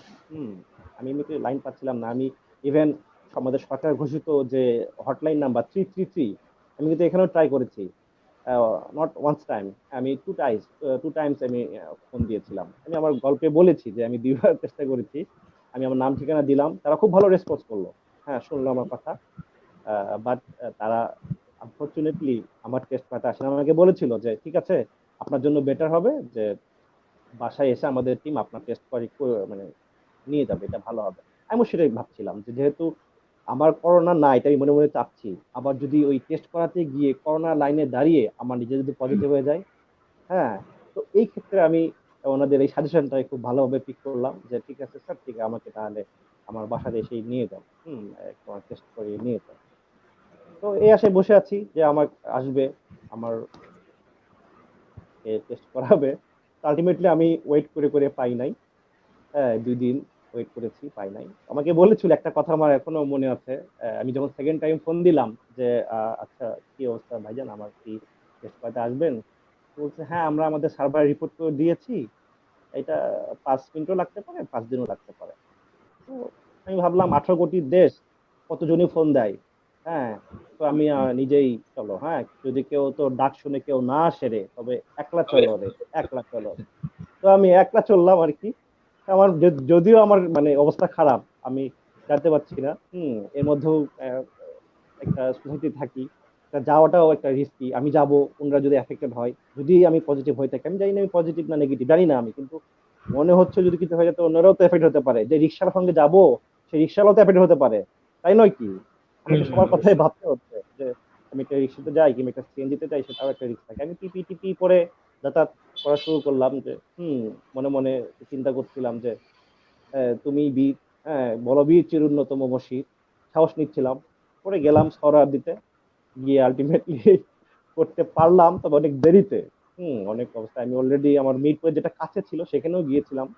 তারা কি একটা প্রবলেম ছিল, কি একটা কিট টিট নাই, যার কারণে তারা করাতে পারে নাই। আমাকে বললো যে সরি, পাচ্ছি না, অ্যাভেলেবেল না। পরে আমি সরারদি হসপিটাল থেকে ঢাকায় ওইখানে করাতে সক্ষম হই আলটিমেটলি। রিপোর্ট পাইছিলেন কি আপনি একদিন পর না 2 দিন পরে? আমি রিপোর্ট পেয়েছি 1 দিন পর, 1 দিন পর পেয়েছি আমি। হুম, আচ্ছা, আমি আসলে তাহলে তো আপনি অ্যাকচুয়ালি অনেক আমি আমি লাকি। পাই নাই, পেয়েছে আমার বোন। অবশ্যই। হ্যাঁ, ও একটু কন্ট্যাক্ট করে সে পেয়েছে। হ্যাঁ, ও আচ্ছা, তো আচ্ছা। ওর কারণে ও ও খুব, হ্যাঁ আপনার বড় বোন যেহেতু একজন ডাক্তার, এর মানে একটু হ্যাঁ অবশ্যই তার কাছ থেকে একটু হেল্প পেয়েছে। আসলে জি আমাদের তো জি। উনি কেন, যেমন আমার এক ফ্রেন্ড করেছিল, প্রায় 3 দিন না 4 দিন পরেও আসে না, পরে আবার যোগাযোগ করলেন 5 দিন পরে মনে হয় আসছে, যদিও নেগেটিভ এসেছিল। যাই হোক, হুম এখন দিবাকর দা আপনাকে একটু বলি, এই যে আমাদের কাছে একটু অলরেডি একজন প্রশ্ন করেছে, প্রশ্নকে আমরা এখনই নেবো না পরে নেবো? হ্যাঁ, আপনার হ্যাঁ কি নেন, মনে হয়? প্রশ্ন নেন, প্রশ্ন শোনা প্রশ্ন, আমাদের। জনগণই আমাদের আচ্ছা, প্রাণ, জনগণ দর্শকদের প্রশ্ন বলি যে করবে না, আপনারা, হ্যাঁ, দর্শকদের বলতে হবে তারা যে বলে। আপনারা শুনছেন এবং কেমন লাগছে অবশ্যই কমেন্টে জানাবেন। আর কোনো প্রশ্ন থাকলে অবশ্যই জানাবেন। আমি প্রশ্নটা এখানে আমরা স্ক্রিনে দিছি, দেখতে পাচ্ছেন? জি, আমরা দেখতে পাচ্ছি। আসসালামু হ্যাঁ, হ্যাঁ। আলাইকুম স্যার, শরীরে অ্যান্টিবডি তৈরি হয় কিনা, হলেও এটা বোঝার কোনো উপায় আছে কিনা, আর দ্বিতীয়বার এফেক্টেড হওয়ার পসিবিলিটি থাকে কিনা, অ্যান্টিবডি নিয়ে একটু যদি আলোচনা করতেন। আচ্ছা, ধন্যবাদ। সুন্দর প্রশ্ন করেছেন। স্বাভাবিকভাবেই একটা ভাইরাস, এটা হচ্ছে একটা অ্যান্টিজেন। এটা যখন কারো শরীরে সংক্রমিত হয়, অটোমেটিক সেটার এগেইনস্টে বডিতে যে পোস্ট ইমিউনিটি সিস্টেম সেটা কাজ করে প্রথম অবস্থায়, এরপর আস্তে আস্তে সেই ভাইরাসের এগেইনস্টে অ্যান্টিবডি তৈরি হয়, মানে যেটাকে বলে রোগ প্রতিরোধ ক্ষমতা সেই ভাইরাসের এগেইনস্টে। এটা হচ্ছে অ্যান্টিবডি টেস্ট, যেটা এখনো বাংলাদেশে ওইভাবে সরকার শুরু করে নাই, সেই পারমিশনটা দেয় নাই। হয়তো অচিরেই হয়তো এটা শুরু হবে, যে তার শরীরে রোগ প্রতিরোধ ক্ষমতা যেটা তৈরি হয়েছে ভাইরাসের এগেইনস্টে সেটা কত পরিমাণে আছে। এবং হ্যাঁ, চীনেও এটা দেখা গেছে যে একবার একটা মানুষ আক্রান্ত হওয়ার পর সুস্থ হয়ে গেছে, মানে তার আরটিপিসিআর টেস্ট নেগেটিভ আসছে পর 2 বার, এরপরেও সে আবার পরবর্তী টেস্ট করেছে, হয়তো সিমটম ছিল, সেটা কিন্তু আবার পজিটিভ এসেছে। তো এখনো আসলে কি যে এটা নভেল করোনা ভাইরাস, একদম নতুন একটা জিনিস সবার কাছে, ডক্টর, যারা সায়েন্টিস্ট সবার কাছে এখনো শেষ বলে আসলে কোনো কথা নেই এখানে। আজ যেটা বলতেছে ডব্লিউএইচও বা বিশেষজ্ঞরা, 2 দিন পরে আবার সেটা পরিবর্তন হয়ে যাচ্ছে। তো সেক্ষেত্রে যে এই ভাইরাস সম্বন্ধে আসলে এখনো কোনো কিছু স্পেসিফিক এন্ড সেটা কিন্তু আমরা মানে বলতে পারবো না আসলে। তো অচিরেই শুরু হবে অ্যান্টিবডি টেস্ট, তখন মানুষ বুঝতে পারবে যে তার শরীরে যে রোগ প্রতিরোধ ক্ষমতা যেটা আছে সেটা কি মানে পর্যাপ্ত কিনা, যে তাকে প্রোটেকশন দিতে পারবে কিনা। আর এখনো যেহেতু মানে বাংলাদেশেও কিন্তু এরকম 2-1 রোগী পাওয়া গেছে, যে প্রথমবার পজিটিভ হওয়ার পর নেগেটিভ হয়েছে, সুস্থ হয়ে গেছে, তারপর আবার হয়েছে। সুতরাং আমাদের স্বাস্থ্যবিধিগুলো অবশ্যই এখনো মেনে চলতে হবে, আপ টু মানে এটা কোনো এন্ড না আসা পর্যন্ত, কোনো ভ্যাকসিন না আসা পর্যন্ত এই পরিবেশের সঙ্গে আমাদের এখন মেনে চলতে হবে। যেহেতু আসলে নোবেল করোনার দিন দিন মানে বিভিন্ন পরিবর্তন করে তার উপসর্গ প্লাস এই যে অ্যান্টিবডির কথা বলতেছেন, যে এগুলো আমরা আসলে সহজে এভাবে এখন আমাদের হচ্ছে সহজলভ্য না, যে হঠাৎ করে অ্যান্টিবডি হলে বুঝতে পারবো যে আমাদের আর হবে না, এটা কিন্তু আমি শিওর করে কেউ বলতে পারবো না। এটা কিন্তু খুবই ভালো একটা জিনিস। তো যাই হোক, আমি করিম প্রশ্ন আশা করি আপনি বুঝতে পারছেন। তো আসলে এই সময় হচ্ছে ডাক্তার দাদা আপনাকে বলতেছি যে হ্যাঁ, যে এই যে ধরেন বিভিন্ন উপসর্গ তো আমরা পাই, যে কিছু কিছু উপসর্গ যেমন খুব মারাত্মক, যেমন শ্বাসকষ্ট হওয়া, তো এরকম কি কি উপসর্গ আছে যেটা হলে খুব জরুরি ভিত্তিতে আসলে হাসপাতালে যাওয়া উচিত, আর কিছু কিছু উপসর্গ আছে যে বাসায় থেকে আমরা ট্রিটমেন্ট নিতে পারি। ধন্যবাদ। আমি প্রথমে বলেছিলাম যে প্রায় 80% মতো রোগী যারা একদম মৃদু উপসর্গ থাকে তাদের ক্ষেত্রে, জ্বর, একটু কাশি, গলা ব্যথা, সর্দি, এ ধরনের উপসর্গ থাকে, তাদের ক্ষেত্রে কিন্তু হোম আইসোলেশন থাকতে বলা হয়েছে, বাংলাদেশ সরকার যে গাইডলাইন দিয়েছে। এবং সেক্ষেত্রে তারা উপসর্গ অনুযায়ী যে চিকিৎসা, জ্বরের জন্য যে চিকিৎসা, কাশির জন্য, এগুলো ডক্টরের পরামর্শ অনুযায়ী সেই চিকিৎসা সে নিবে। কিন্তু এর ছাড়াও যাদের কোমরবিডিটি আছে, মানে শারীরিক অন্য জটিলতা আছে, যেমন হাইপারটেনশন, ডায়াবেটিক্স, হার্ট ডিজিজ, কিডনির সমস্যা, তাদের ক্ষেত্রে বলা হয়েছে যে হসপিটাল অ্যাডমিশনের জন্য। এছাড়া শ্বাসকষ্টের কথা যেটা বললেন, যে কারো যদি এরকম মানে লক্ষণ দেখা দেয় যে তার শ্বাসকষ্ট হচ্ছে, মানে সে হাঁটতে পারতেছে না, হাঁটতে গেলেই তার মধ্যে একটা হাঁসফাঁস তৈরি হচ্ছে। অনেকে এখন যারা একটু সলভেন্ট পালস অক্সিমিটার তারা বাসায় কিনে রাখতেছে, মানে আক্রান্ত হওয়ার পরে। তো ওখানে অক্সিজেন স্যাচুরেশন দেখার একটা সুযোগ থাকে। সেটা যদি কমে যায়, মোটামুটি 92% নিচে নেমে যায়, তখন মানে সেটা একটা অ্যালার্মিং, তখন হসপিটালে ভর্তি হইতে হবে। তারপর শ্বাসের গতি যদি কারো বেড়ে যায়, শ্বাস প্রশ্বাসের যে একটা গতি আছে মোটামুটি 30 এর কাছাকাছি যদি বেড়ে যায়, সেক্ষেত্রে হসপিটালে ভর্তি হইতে পারে। আর আর হচ্ছে যে কেউ সিঁড়ি ভাঙতেছে, সিঁড়ি দিয়ে উঠতেছে, তখন তার শ্বাসকষ্ট হচ্ছে। এই ধরনের ক্ষেত্রে, আর যদি কারো বাসায় ওরকম সেলফ আইসোলেশনে থাকার মতো পরিবেশ না থাকে, ব্যবস্থা না থাকে, যে আলাদা একটা রুমে বাথরুম সহ থাকবে, বা অনেক ওভার ক্রাউডেড, অনেকে জয়েন্ট ফ্যামিলিতে থাকে, হুম, অনেক বেশি মানুষজন বাচ্চা কাচ্চা আছে, সে সেফ না মনে করে, সেক্ষেত্রে তখন সে হসপিটাল এডমিশনের জন্য ট্রাই করতে পারে আর কি। আচ্ছা। এখানে একটা অক্সিজেন সিলিন্ডারের বিষয়টা একটু বলি। আসলে দেখা যাচ্ছে বাংলাদেশে অনেকে যারা চলবেন ভালো, তারা কিন্তু অনেকে এই অক্সিজেন সিলিন্ডারটা বাসায় নিয়ে রাখছে। তো এই ক্ষেত্রে আমি স্বাস্থ্য অধিদপ্তরের একটা ব্রিফিং এ দেখছিলাম যে এগুলোর কিন্তু অক্সিজেন সিলিন্ডার ব্যবহারের কিছু যথেষ্ট নিয়ম আছে, যেটা কিন্তু সাধারণ পাবলিক যারা আমরা তারা কিন্তু পারবো না। হ্যাঁ, তো এই ক্ষেত্রে একটু যদি বলতেন। আসলে কি যে অক্সিজেন সিলিন্ডার, অক্সিজেন কিন্তু একটা মারাত্মক, বাসায় রাখার মতো কিন্তু আসলে জিনিস না, আগুন ধরে যাওয়ার সম্ভাবনা আছে। এমন জায়গায় সেফলি রাখতে হবে, হ্যান্ডেল করতে হবে, অনেক নিয়ম আছে। আর এছাড়া হচ্ছে অক্সিজেন যে একটা রোগীকে দিবে, তার কিন্তু একটা পরিমাপ আছে যে এই রোগীর এরকম অবস্থা, তাকে এত লিটার অক্সিজেন দেওয়া যেতে পারে প্রতি মিনিটে। এটা অবশ্যই একজন চিকিৎসকের পরামর্শ ছাড়া নেওয়া যাবে না, কখনোই না। এবং এটা বাসা বাড়িতে অনেকে যারা মানে নিয়ে আসতেছে তাদের উদ্দেশ্যে আমি বলবো যে এটা দয়া করে করবেন না। কারণ মানে এখন এত পরিমাণ রোগী বেড়ে যাচ্ছে, যদিও দেখা যাচ্ছে অক্সিজেন লাগে কিন্তু 20%, অ্যারাউন্ড 20%, 15 to 20% এরকম মানুষদের। তো সেটা বাংলাদেশের লোক সংখ্যার হিসাব করলেও কিন্তু অনেক হয়। হ্যাঁ? হুম, হয়তো সে পরিমাণ পর্যাপ্ত অক্সিজেন, মানে হঠাৎ করে যেহেতু এই রোগটা আসছে, এটা ডিমান্ডটা কিন্তু অনেক বেশি বেড়ে গেছে। এখন কেউ যদি সুস্থ মানুষ সে বাসায় এনে স্টক করে রাখে, তাহলে যে অসুস্থ যার দরকার এখন সে কিন্তু পাবে না। এটা একটা হুম, বিশাল জি। ক্রাইসিস সৃষ্টি হবে আসলে। তো একেই তো হচ্ছে বাসায় এটা হ্যান্ডেল করা, অনেকেই জানে না কিভাবে রাখতে হয়, কোথায় রাখতে হয়, কতটা ডেঞ্জারাস এটা। আর তার থেকে বড় কথা হচ্ছে যে অসুস্থ রোগী যার দরকার এখন সে কিন্তু এটা পাবে না। Yes. তো এটা অনুরোধ থাকবে যে দয়া করে কেউ এটা করবেন না। যাক, আপনার অনুরোধ প্লাস আমাদের অনুরোধ, এটা কেউ যেন এই কাজটা না করুন। আসলে অক্সিজেন সিলিন্ডার না কিনে বাসায় মজুত না করাই ভালো। তো মধু ভাই, আপনি আসলে হাসপাতালে ভর্তি হয়েছিলেন কখন? আসলে আপনার কেন প্রয়োজন হলো হাসপাতালে ভর্তি হওয়া? একটু বলেন, এবং কোন হাসপাতালে আপনি ছিলেন? আহ, ধন্যবাদ। আসলে হাসপাতালে ভর্তি হয়েছি ঠেকায় পড়ে, একটা কথা আছে না, ঠেকায় পড়লে বিড়াল গাছে চড়ে। আমার হয়েছে ওই গাছে চড়ার মতো অবস্থা, আমি তো হাসপাতালে ভর্তি হবই না। আর আমি যখন এফেক্টেড, তখন প্রাইভেটলি কোনো হসপিটাল শুরু করে নাই। তো ছিল হচ্ছে ওই যে মুগদা, তারপর ডিএমসি, আর কুর্মিটোলা, আর কুয়েত মৈত্রী মনে হয়। হ্যাঁ, তো আমার শুরু হয়ে গেল শ্বাসকষ্ট।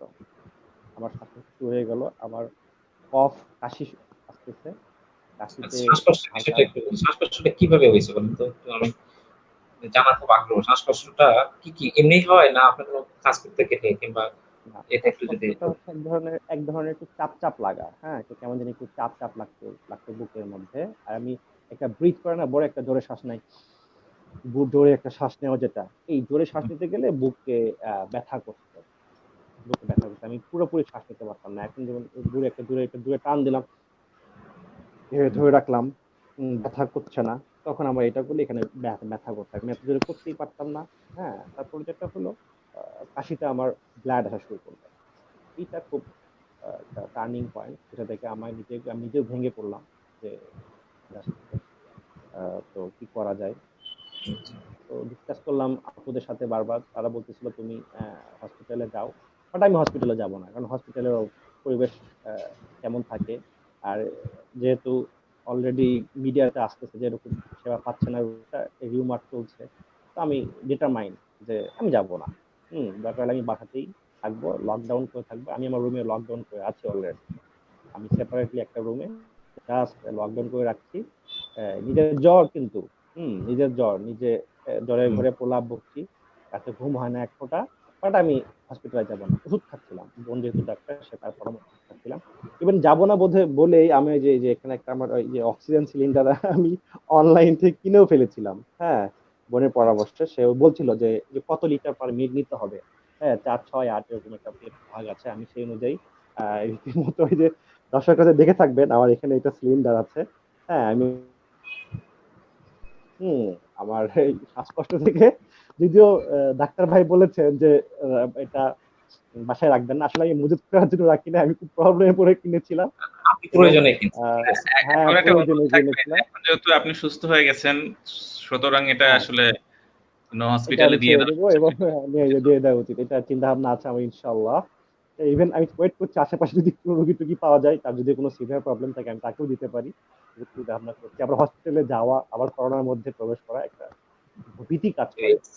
ওরা গরু সিঁদুরে মেঘ দেখি, একটা কথা আছে, আমি ঘর পড়া গরু ভাই, এমন একটা অবস্থা, কিছুতে এখন ভয় লাগে আমার।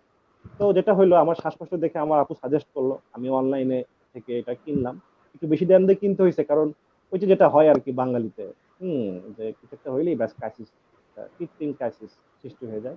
তো কৃত্রিম ক্রাইসিসের কারণে আমার এটা একটু বেশি দাম দিয়ে কিনতে হয়েছে, তারপরেও জীবন বাঁচানো আগে, হ্যাঁ, যান বাঁচানোর জন্য কত কিছু করতে হয়েছে। আমি ইভেন অক্সিমিটার কিনেছিলাম, আঙ্গুলে দিয়ে যেটা মাপতে হয় আমার স্যাচুরেশন পয়েন্ট, অক্সিজেন পয়েন্ট জানার জন্য, এটাও কিনেছিলাম। যে কি অবস্থা, আমার 95 তো থাকতোই না, আমার থাকতো হচ্ছে 86 84, হ্যাঁ, ইভেন 82 চলে আসতো। তো যার কারণে আমি এটা নিচ্ছিলাম। হুম। এরপরে বললো যে না, তোমার হচ্ছে অবস্থা খারাপের দিকে যাচ্ছে।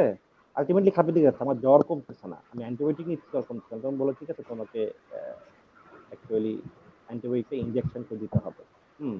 আর তোমার যে অবস্থা আসতেছে এভাবে, এটা থেকে তোমার আল্লাহ না করুক কখন যে হৃদযন্ত্রের ক্রিয়া বন্ধ হয়ে যায়, হার্ট অ্যাটাক যেটাকে বলে আমাদের, হার্ট অ্যাটাক হতে পারে তোমার এখানে থাকা ইয়া না। তো যেটা হইলো, আমি হসপিটালে যাব না, এখানে একটা গল্প আছে। গল্পটা কি করব দর্শকদের সঙ্গে? হুম, হুম, অবশ্যই বলেন। আচ্ছা, সেটা হইলো, আমি হসপিটালে যাব না, হসপিটালের পরিবেশ তো কিরকম থাকবে জানি না। আর বাথরুমের কথা চিন্তা করলে নিজের ভয় লাগছে, আমি বললাম তুমি একটা কেবিনের ব্যবস্থা করো, আমার বোনকে বললাম। কেবিন ব্যবস্থা করো, চেষ্টা করছিলাম আমরাও। তো বললো যে বাবা, এই খড়ের গাদায় সুই খুঁজে পাওয়া যাবে এই করোনার কালে, তুমি কেবিন পাবা না।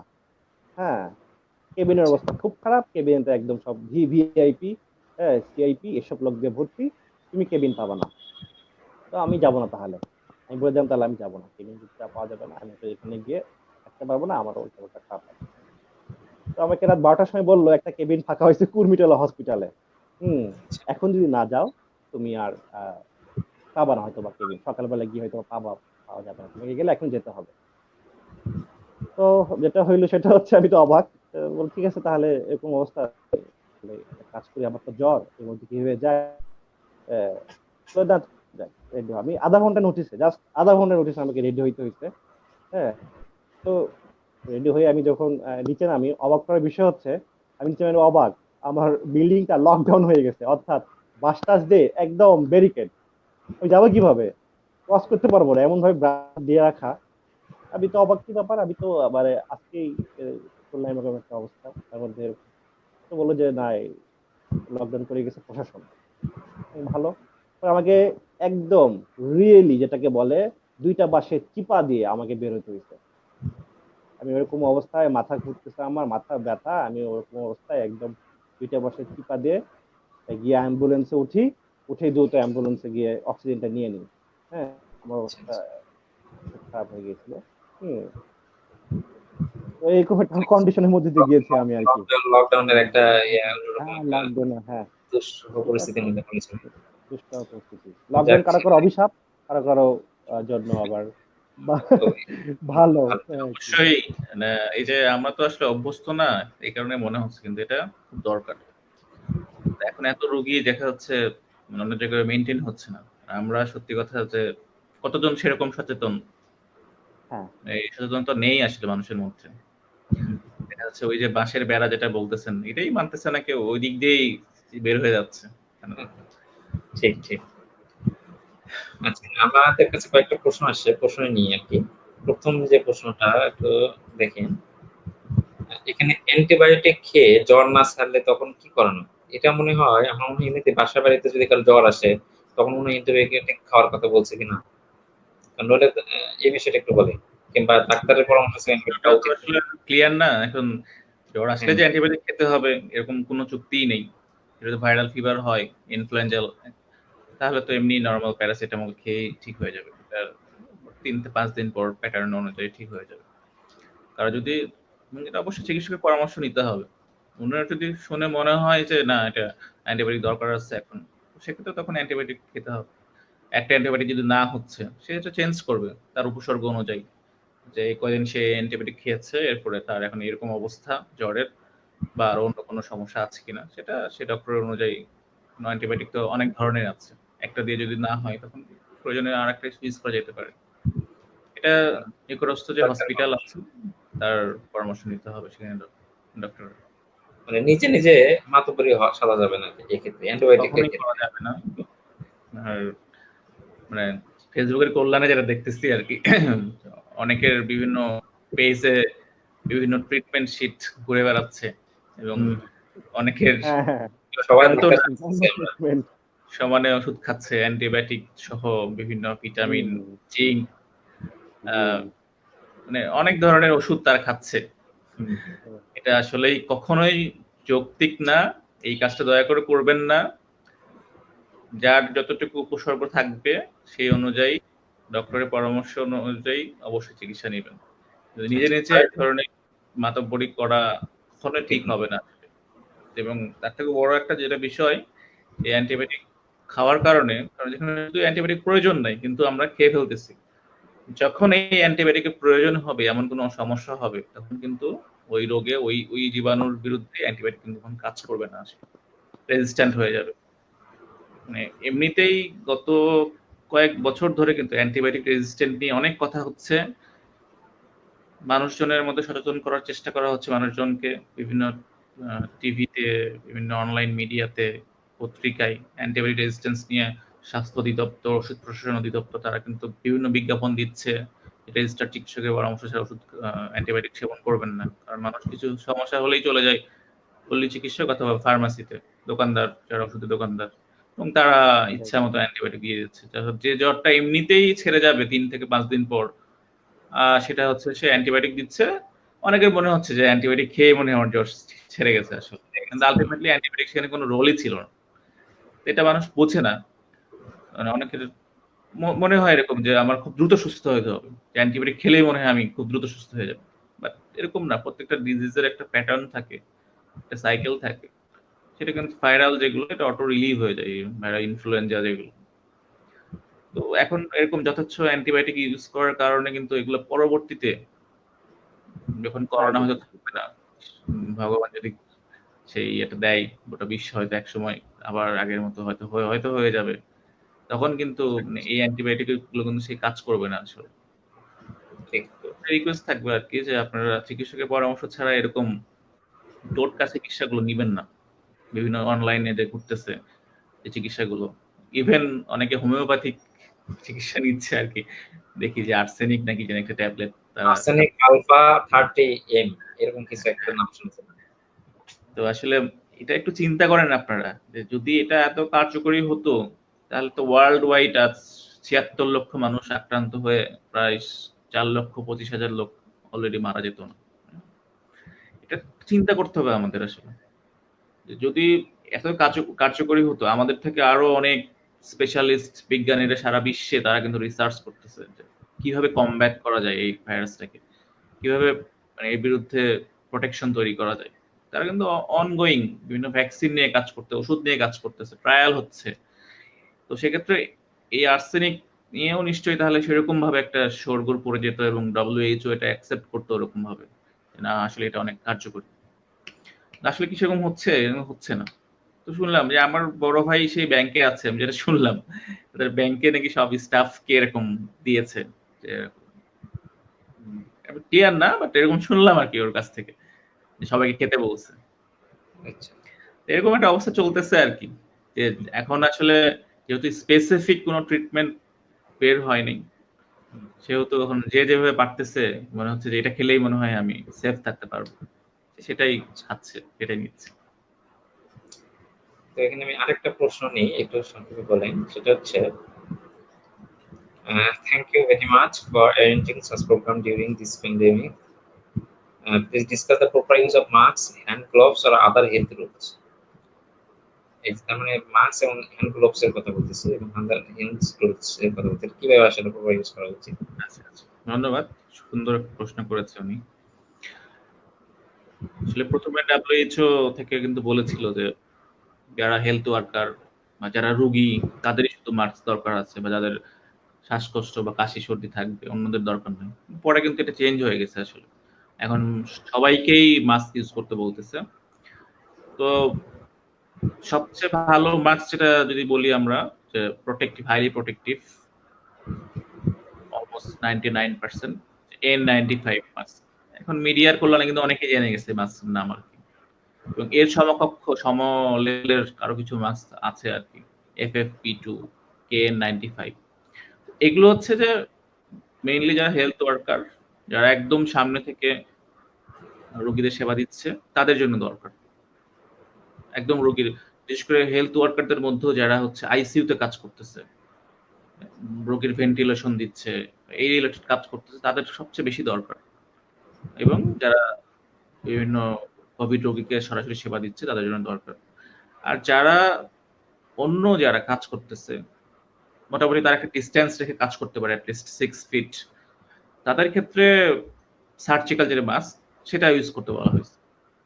মানে তারা এটা ইউজ করতে পারে, কিন্তু ওই যে মানে এটা তো একটা ওয়ান টাইম ইউজ, একবারে বেশি ব্যবহার করা যায় না। মোটামুটি হয়তো হাইস্ট 6 ঘন্টা আপনাকে প্রোটেকশন দিবে।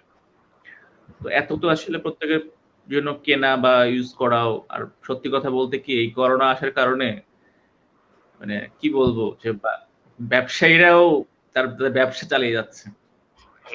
এমন না যে করোনা আসছে এরকম একটা পরিস্থিতি সৃষ্টি হয়েছে, বিশ্ব স্থবির হয়ে গেছে, অনেকের আর্নিং বন্ধ হয়ে গেছে। তাদের কিন্তু মানে জানি না তাদের কি মেন্টালিটিতে কি কাজ করতেছে, এত পরিমাণে ভুয়া জিনিস তৈরি হচ্ছে, ভেজাল তৈরি হচ্ছে সবকিছুতেই, মানে একটা নকল সার্জিক্যাল মাস্ক থেকে শুরু করে বিভিন্ন, আমরা ডক্টররা কিন্তু নিজেরা অনেক টাকার কিন্তু কিনেছি মাস্ক, গ্লোভস, স্যানিটাইজার, তারপর হচ্ছে যে ফেস শিল্ড, অনেক টাকার কিন্তু আমরা কিনেছি।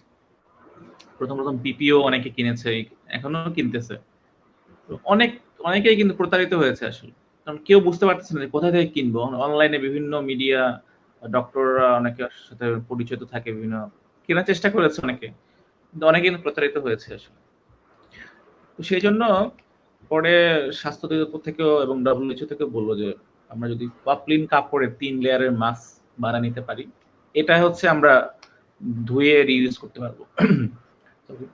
যদি আমরা ডিটারজেন্ট দিয়ে একটু ভিজিয়ে রেখে দেন রোদে শুকায় তারপর এটা রিইউজ করা যাবে। যারা সাধারণ মানুষ বাইরে যাচ্ছে তাদের জন্য এটাই বেটার আর কি। আর এছাড়া হচ্ছে যে সার্জিক্যাল মাস্ক যাদের সামর্থ্য আছে রেগুলার কিনতে পারবে, তারা কিন্তু আমি বলবো যে কাপড়ের মাস্ক সাধারণ মানুষদের এটাই উচিত, কারণ সার্জিক্যাল মাস্ক যখন সবাই ইউজ করা শুরু করবে আসলে এটার কিন্তু একটা সংকট তৈরি হবে। একেও তো 1 নাম্বার মাস্ক, সত্যি কথা যেটা আসল বাজারে পাওয়া মুশকিল, সেক্ষেত্রে কাপড়ের মাস্ক যেটা 3 লেয়ারের এটাই পরা উচিত হবে। আর গ্লোভস এর কথা যেটা, সেটা মানে যারা চাকরিজীবী, কাজের প্রয়োজনে দেখা 5-6 ঘন্টা বা 8 ঘন্টা এবং একই টেবিলে বসে কাজ করতেছে, তারা গ্লোভস ইউজ করে কাজ করতে পারে। কিন্তু যদি এরকম হয় যে আমাকে মুভ করতে হয় বা অনেক কিছু, মানে আমাকে আমার কাজের ক্ষেত্রে হোক বা পেশার খাতিরে হোক, যে বিভিন্ন জিনিসে আমাকে হাত দিতে হচ্ছে, সেক্ষেত্রে আমার যেটা ব্যক্তিগত মনে হয় যে গ্লোভস ইউজ না করে হাত বারবার সাবান পানি দিয়ে ধুইতে হবে, অ্যাটলিস্ট 20 সেকেন্ড বারবার। এটাই সবচেয়ে কার্যকরী। কারণ গ্লোভসে কিন্তু যে আমরা গ্লোভস পরতেছি ওখানে যদি জীবাণু লেগে থাকে, এরপর আমরা যে যে জায়গায় হাত দিব সব জায়গায় কিন্তু ছড়াই যাবে জীবাণুটা এই গ্লোভসের মাধ্যমে, এবং গ্লোভসে কিন্তু জীবাণুটা অনেক বেশিক্ষণ বেঁচে থাকে। এটা বরঞ্চ গ্লোভস পরে দেখা যাচ্ছে আমরা যেটা দেখতেছি, তারা নাকে মুখে এগুলোতে কিন্তু তারা হাত দিচ্ছে বা মনে করতেছে গ্লোভস পরছি, আমার মনে হয় আর কোথাও ভাইরাস হাতের মাধ্যমে ছড়াবে না। এটা আসলে ভুল। গ্লোভসে তো জীবাণুটা লেগে থাকতেছে, এরপর আমরা যেসব জায়গায় আমরা হাত দিব সব জায়গাতে কিন্তু এই জীবাণুটা ছড়ায় যাবে। তো সবচেয়ে বেটার যে আমরা বারবার সাবান আর পানি দিয়ে হাত ধুয়ে ফেলবো, বাইরে গেলে স্যানিটাইজার ইউজ করতে পারি, স্যানিটাইজার দিয়ে হাত পরিষ্কার করবো, এটাই বেস্ট। হ্যাঁ, ধন্যবাদ। এখন প্রবলেম হচ্ছে কিনা লাইনে পাচ্ছি না, লাইনে চলে গেছে, ডিসকানেক্ট হয়েছে। আচ্ছা, তো আরো অনেক প্রশ্ন আছে, আরেকটা প্রশ্ন আমরা নিতে পারি। মধু ভাইয়ের কাছে একটা প্রশ্ন ছিল, এই যে এই প্রশ্নটা একটু দেখেন, which medicine should we can take for precaution, let's discuss about it. মানে এই যে পূর্ব আমি কিন্তু সতর্কতা হিসেবে কোনো ওষুধ আছে কিনা? এই আমি কিন্তু একটু প্রশ্নটা আগে অ্যাকচুয়ালি বলছি যে প্রিকশন এরকম তো কোনো আসলে এখনো ওষুধ আবিষ্কার হয়নি প্রোফাইলেক্সিস হিসাবে যে এটা খেলে আমার আর করোনা হবে না। তো মানে এরকম কোনো ওষুধ খাওয়ার আসলে প্রয়োজন নাই।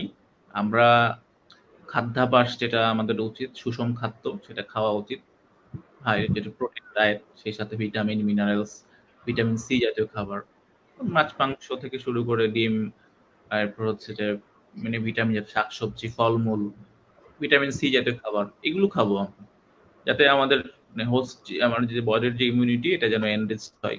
আলাদা করে কোনো ওষুধ খাওয়ার কোনো দরকার নাই। যে অনেকে ভিটামিন ডি খাচ্ছে, জিঙ্ক ট্যাবলেট খাচ্ছে, সিভিট খাচ্ছে।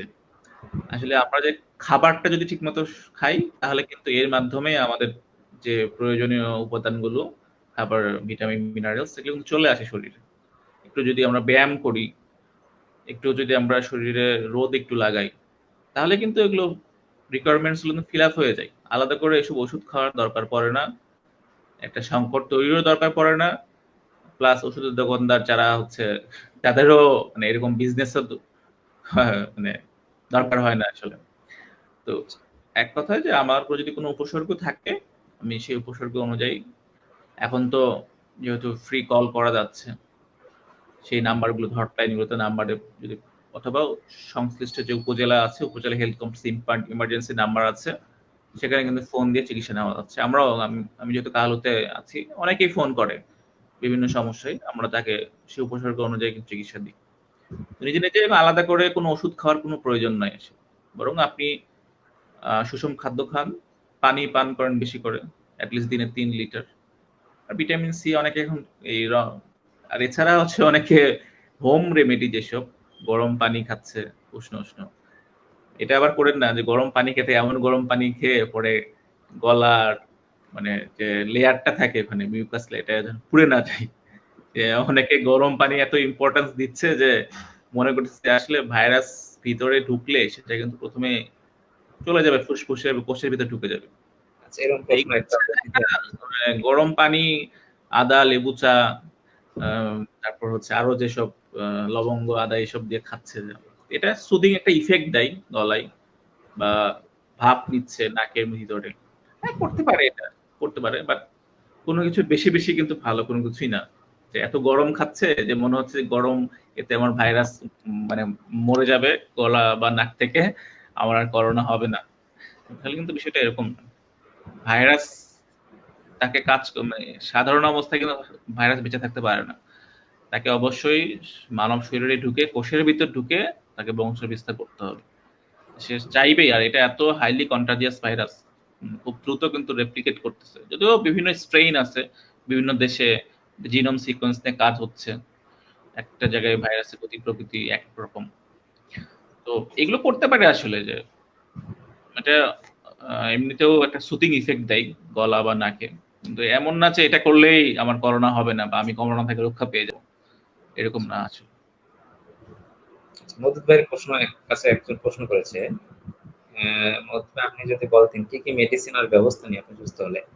তো এটা প্রশ্ন আমারও ছিল যে আপনি হাসপাতালে ভর্তি হওয়ার পরে আসলে কিরকম ট্রিটমেন্ট পেয়েছিলেন, কি কি খাবার। এই সময় এর সাথে আরেকটা প্রশ্ন, সেটা হচ্ছে করোনাকালীন ফুড হ্যাবিট কেমন হওয়া উচিত, বাস্তব অভিজ্ঞতা যদি শেয়ার করতেন। তেমন আপনাকে মনে হয় বলতেছে যেহেতু বাস্তব অভিজ্ঞতা যাচ্ছে এদের ধন্যবাদ, খুবই ভালো কোশ্চেন। হ্যাঁ, কোশ্চেনটা আসলে কি বলবো, আমি যতটা না ফিজিক্যালি ইয়ে পড়ি, তার থেকে তো আরো কয়েকশো গুণ বেশি মেন্টাল একটা ইফেক্ট পড়ে আমার উপরে। হ্যাঁ, যেটা একটা মানুষকে পুরোপুরি ভেঙে ফেলে। হ্যাঁ, তো আমার ক্ষেত্রে যেটা হয়েছিল সেটা হচ্ছে, একটা চিন্তা করুন, একটা রুমে আপনি একা, আপনার জ্বর, আপনি হুম, আপনি পারছেন না আপনি বাইরে যেতে, আপনার পিচ্চি বাচ্চা আছে, আপনার বৃদ্ধ বাবা মা আছে। তো যেটা হয়, আহ জ্বরের সময় কিংবা অসুস্থ হয়ে গেলে পাশে কাউকে প্রিয়জনকে কাছে পেলে জ্বরটা বা অসুস্থ হলেও ভালো লাগে। হ্যাঁ, কেউ একজন আছে আমার পাশে। কিন্তু একটা রুমের মধ্যে আপনি একা সেই ক্ষেত্রে পানির ভাপ নিয়ে বা কি করবেন, আর বা চা খেয়েই বা কি করবেন। আমি খেয়েছি চা, অতটা কার্যকরী হয় নাই, কারণ ওই যে একটা মেন্টাল অবসেশনে চলে গিয়েছিলাম। হ্যাঁ, যে একটা অবস্থা, কিভাবে কি হবে। আমি নিতাম, কিন্তু আলটিমেটলি আমার ক্ষেত্রে কাজ করতো না, যার কারণে হয়তো বা আমাকে খুব পেয়ে বসেছিল করোনা আলটিমেটলি, যার কারণে আমার কাশি থেকে ব্লাড আসতো। হুম। আর ফুড হ্যাবিট যেটা হয়েছে, আমি হসপিটালে গিয়ে যেটা দেখেছি, বাসায় তো খেতে পারতাম না জ্বরের কারণে, বমি হয়ে যেত। যখন আমি হসপিটালে গেলাম, তখন যেটা আমি ফেস করলাম যে ওনারা খুব রিচ, হাই রিচ প্রোটিন দেওয়া শুরু করেছে। হ্যাঁ, আমাদেরকে 1 পিস মাংসের জায়গায় 2 পিস মাংস দিত। হ্যাঁ, তারপরে সকালে ব্রেকফাস্টে দুধ দিত, 2টা করে ডিম দিত। তার মানে প্রোটিন খেতে হচ্ছে। হ্যাঁ, প্রোটিন খেলে যদি অ্যান্টিবডিটা খুব ভালো দ্রুত গ্রো করে। ইভেন আমাকে জুস দিত, ম্যাঙ্গো জুস। হুম। তারপর ট্যাং দিত, ট্যাঙ্গের গুঁড়া পানিতে মিশিয়ে খাও। তো আমি হসপিটালে যে দেখলাম যে এটা এই ধরনের ফুড হ্যাবিটটা হচ্ছে, যেটা আমি বাসায় এসেও পরবর্তীতে এটা কন্টিনিউ রেখেছি। তা আমার যেটা মনে হয় যে আপনাদের খাবারের ইয়েটা বাড়াতে হবে। হ্যাঁ, জ্বর হলে এমনিতে শরীর ভেঙে পড়ে, আর করোনাতে যেহেতু অ্যান্টিবডি তৈরি করতে হয়, অ্যান্টিবডি ব্যাপার থাকে, ভালো ভালো প্রোটিন খেতে হবে। প্রোটিন রিলেটেড খাবার যেমন দুধ, ডিম, মাংস, মাছ। হ্যাঁ, প্রচুর পরিমাণে পানি, ফ্রুটস। আমি খেয়েছিলাম লেবু শরবত, অবশ্যই মানে ঠান্ডা না, এই খেয়েছিলাম। এরপর মালটা খেয়েছিলাম, কলা খাইতাম, আপেল খাইতাম। যদিও প্রথম দিকে পারতাম না, জ্বর যখন চলে গেল, আস্তে আস্তে যখন রুচি চলে আসছিল, অর্থাৎ প্রায় 7-8 দিন পর থেকে, 7-8 দিন পর থেকে আমার খাওয়ার রুচি ফিরতে শুরু করে, তখন থেকে আমি খাওয়া শুরু করি। এর আগে আমি খেতেই পারতাম না, যত ভালো খাবারের সামনে দিক আমি খেতে পারতাম না। জাস্ট একটু লেবু টেবু দিয়ে একটু মাখিটাকে একটু কাউচারে নিতাম। বেশিরভাগই খাইতাম হয়তো বা লিকুইড, দুধটা খাইতাম আর কি। হুম, আর কিছু করতে পারতাম না। আর মেডিসিন আমি পেয়েছি আসলে অ্যাকচুয়ালি আমার যেটা ডক্টর, আমি ওখান থেকে যেটা পেয়েছি, ডক্টর কিন্তু খুবই হেল্পফুল ছিল এবং 3 বেলা রাউন্ড দিত এখানে কুমিটোলা হসপিটালে। আমি প্রথমে গিয়ে ভাবছিলাম যে কি না কি হয়। পরে না, আসলে তারা খুবই ভালো, এবং 3 বেলা একদম সকালে, দুপুরে এবং রাতে আমাকে ভিজিট দিত আর কি, রাউন্ডে আসতো। রাউন্ডে আসা বলে, ওয়ার্ডে রাউন্ডে যেত এবং জিজ্ঞেস করতো, যদিও আইসোলেশন দূর তো মেনটেন করে আর কি, দূর থেকে জিজ্ঞেস করতো। হ্যাঁ, প্রায় 6-7 হাত দূর থেকে আমাকে চিল্লায় বলতে হতো, আমি মুন্সি মদুদ আহমেদ, বেড নাম্বার 15। হ্যাঁ, বলতে হতো এরকম করে, কারণ ওরা পিপি পরে থাকতো তো পুরো একদম কম্প্যাক্ট, শুনতে পেতো না। 3টা করে মাস্ক পরতো, আবার চোখে গ্লাস থাকতো একটা, এরপরে ফেস শিল্ড থাকতো, ফেস শিল্ড। এরপর তো একদম পুরা পুরা বডি হচ্ছে পিপি পরা, জুতা পর্যন্ত একদম ইয়ে করা। তো দূর থেকে একটা এলিয়েন এলিয়েন ভাব চলে আসতো আর কি। হ্যাঁ। দূর থেকে জিজ্ঞেস করতো, দূর থেকে চিল্লায় বলতাম যে এই প্রবলেম, এই হচ্ছে এখন এই অবস্থা। আর মেডিসিন আমি যেটা খেয়েছি সেটা হচ্ছে ক্লামক্স খেয়েছি। এরপরে খেয়েছিলাম হচ্ছে আহ এটাকে ইয়ে বলে, আহ, ডেপো, ডেপোবিন মনে হয় বলে, ডেপোবিন আমার ঠিক এটা হচ্ছে না, ডেপোবিন। তারপরে সেফিক্সিমও খেয়েছি আমি অ্যান্টিবায়োটিক হিসেবে। আর আমার হাতে ক্যানোলা করে দিয়েছিল হাতে। যেটা হয়েছে, আমি প্রায় 8 দিন ক্যানোলা নিয়েছিলাম। আমাকে অ্যান্টিবায়োটিক হচ্ছে ইনজেকশন আকারে পুশ করা লাগতো। আর প্রতি রাতে কার্ডেনেক্স 60, কার্ডেনেক্স 60 এইটা আমার হচ্ছে না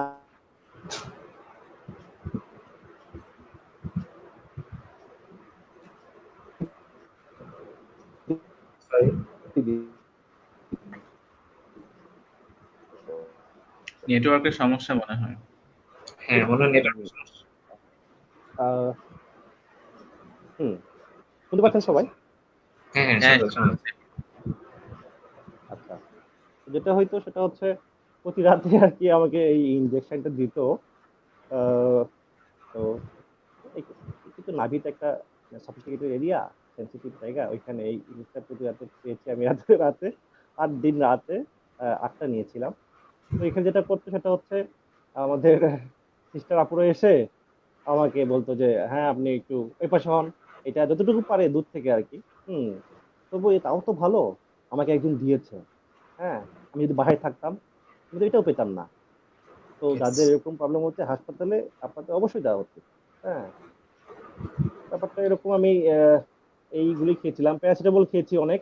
হ্যাঁ, প্যারাসিটামল চলতো, সাথে ট্যাবলেট ছিল অমিপ্রাজল, জিঙ্ক বললো জিঙ্ক খেয়েছি, তারপরে ভিটামিন বি কমপ্লেক্স খেয়েছি। হুম। আর এই তো মোটামুটি এই অনেক কিছু খেয়েছিলাম, বা ইয়ে খেয়েছিলাম, ওই ফেনাডিন খেয়েছিলাম আর কি, ঠান্ডা ঠান্ডা ছিল তো। ফেনাডিন দিত, ফেনাডিন খেয়েছি। ডিপেন্ডস করে ফিজিক্যাল কন্ডিশনের উপর। অ্যাকচুয়ালি তো করোনার কোনো ট্রিটমেন্ট নাই, সিমটম অনুযায়ী আর কি দিত।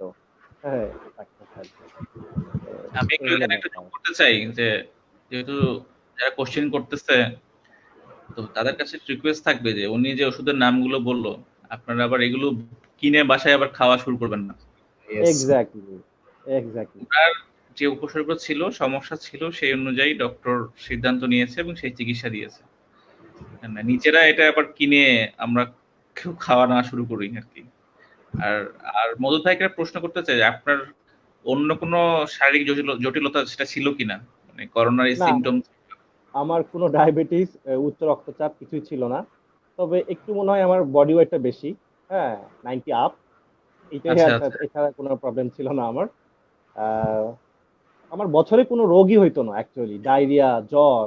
আমি বিগত 1 বছরে এই ধরনের কোনো রোগই ফেস করি নাই।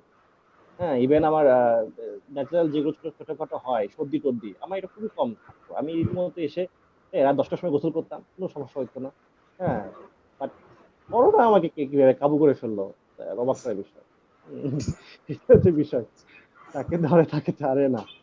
তো এইটাই। এক্ষেত্রে হুম, আসলে ডাক্তার যারা যোদ্ধা আছে তাদেরকে অবশ্যই সেলুট জানাতে হয়, এবং যারা নার্স হুম, যারা সেবা করতেছে তাদেরকেও, একদম কারণ ফ্রন্ট লাইনার। অবশ্যই তাদেরকে অন্তঃস্থল থেকে তাদের জন্য ভালোবাসা দেওয়া। কারণ দেখেন, আপনি যেটা যেভাবে বললেন যে যেভাবে প্রোটেকশন নিয়ে তারা সেবা দিচ্ছে, এরপরও কিন্তু হ্যাঁ, অনেক ডাক্তার কিন্তু আক্রান্ত এই হচ্ছে, ব্যাপার। এবং আমরা অনেকে হারাওছি, তাদের আত্মার শান্তি কামনা করি। অনেকে আমাদের মাঝে নেই।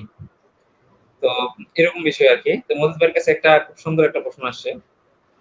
আহ, একটু দেখেন। আচ্ছা আচ্ছা, সরি, এই প্রশ্নটা এটা।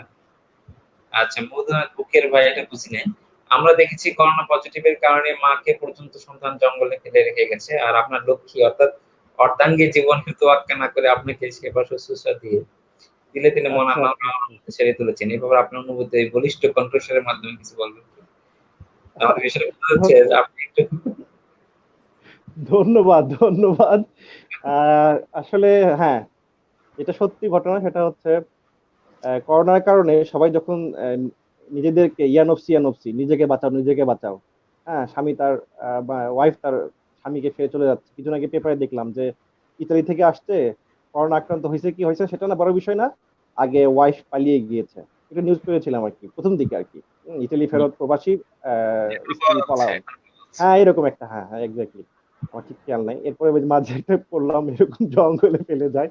তো আমার ক্ষেত্রে যেটা হয়েছে, আমি লাকি এনাফ, আল্লাহর রহমতে আমার যখন হসপিটালে যাইতে হবে, আমার সঙ্গে যাওয়ার মতো একজন লোক দরকার। তো কাকে বলবো যে আমার সঙ্গে তুমি করোনা হসপিটালে যাও? তো সঙ্গে যেটা ছিল সেটা হচ্ছে আমার বিলাভড ওয়াইফ, সহধর্মিণী বলতে পারেন। সে নিজেকে স্বেচ্ছায় বললো যে আমি তোমার সঙ্গে যাবো। আমি বললাম না, বাচ্চা আছে, বাচ্চাকে কে দেখবে? আমার 3 বছরের বাচ্চা। এটা তো একটু বলে রাখি, এই 3 বছরের বাচ্চাকে কে দেখবে?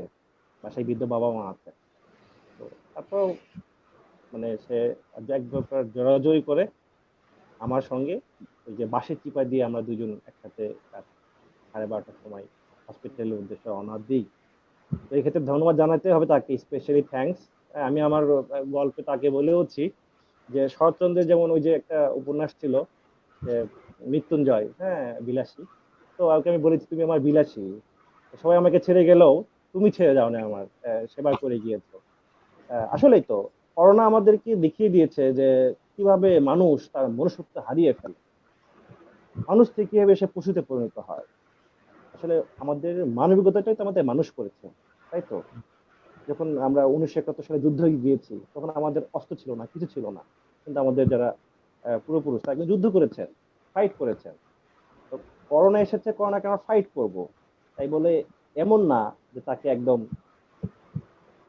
কি বলে তিরস্কার করা, কিংবা একটা কি করে রাখা, আবদ্ধ করে রাখা, এই ধরনের একটা পরিবেশের মধ্যে করে ফেলবো।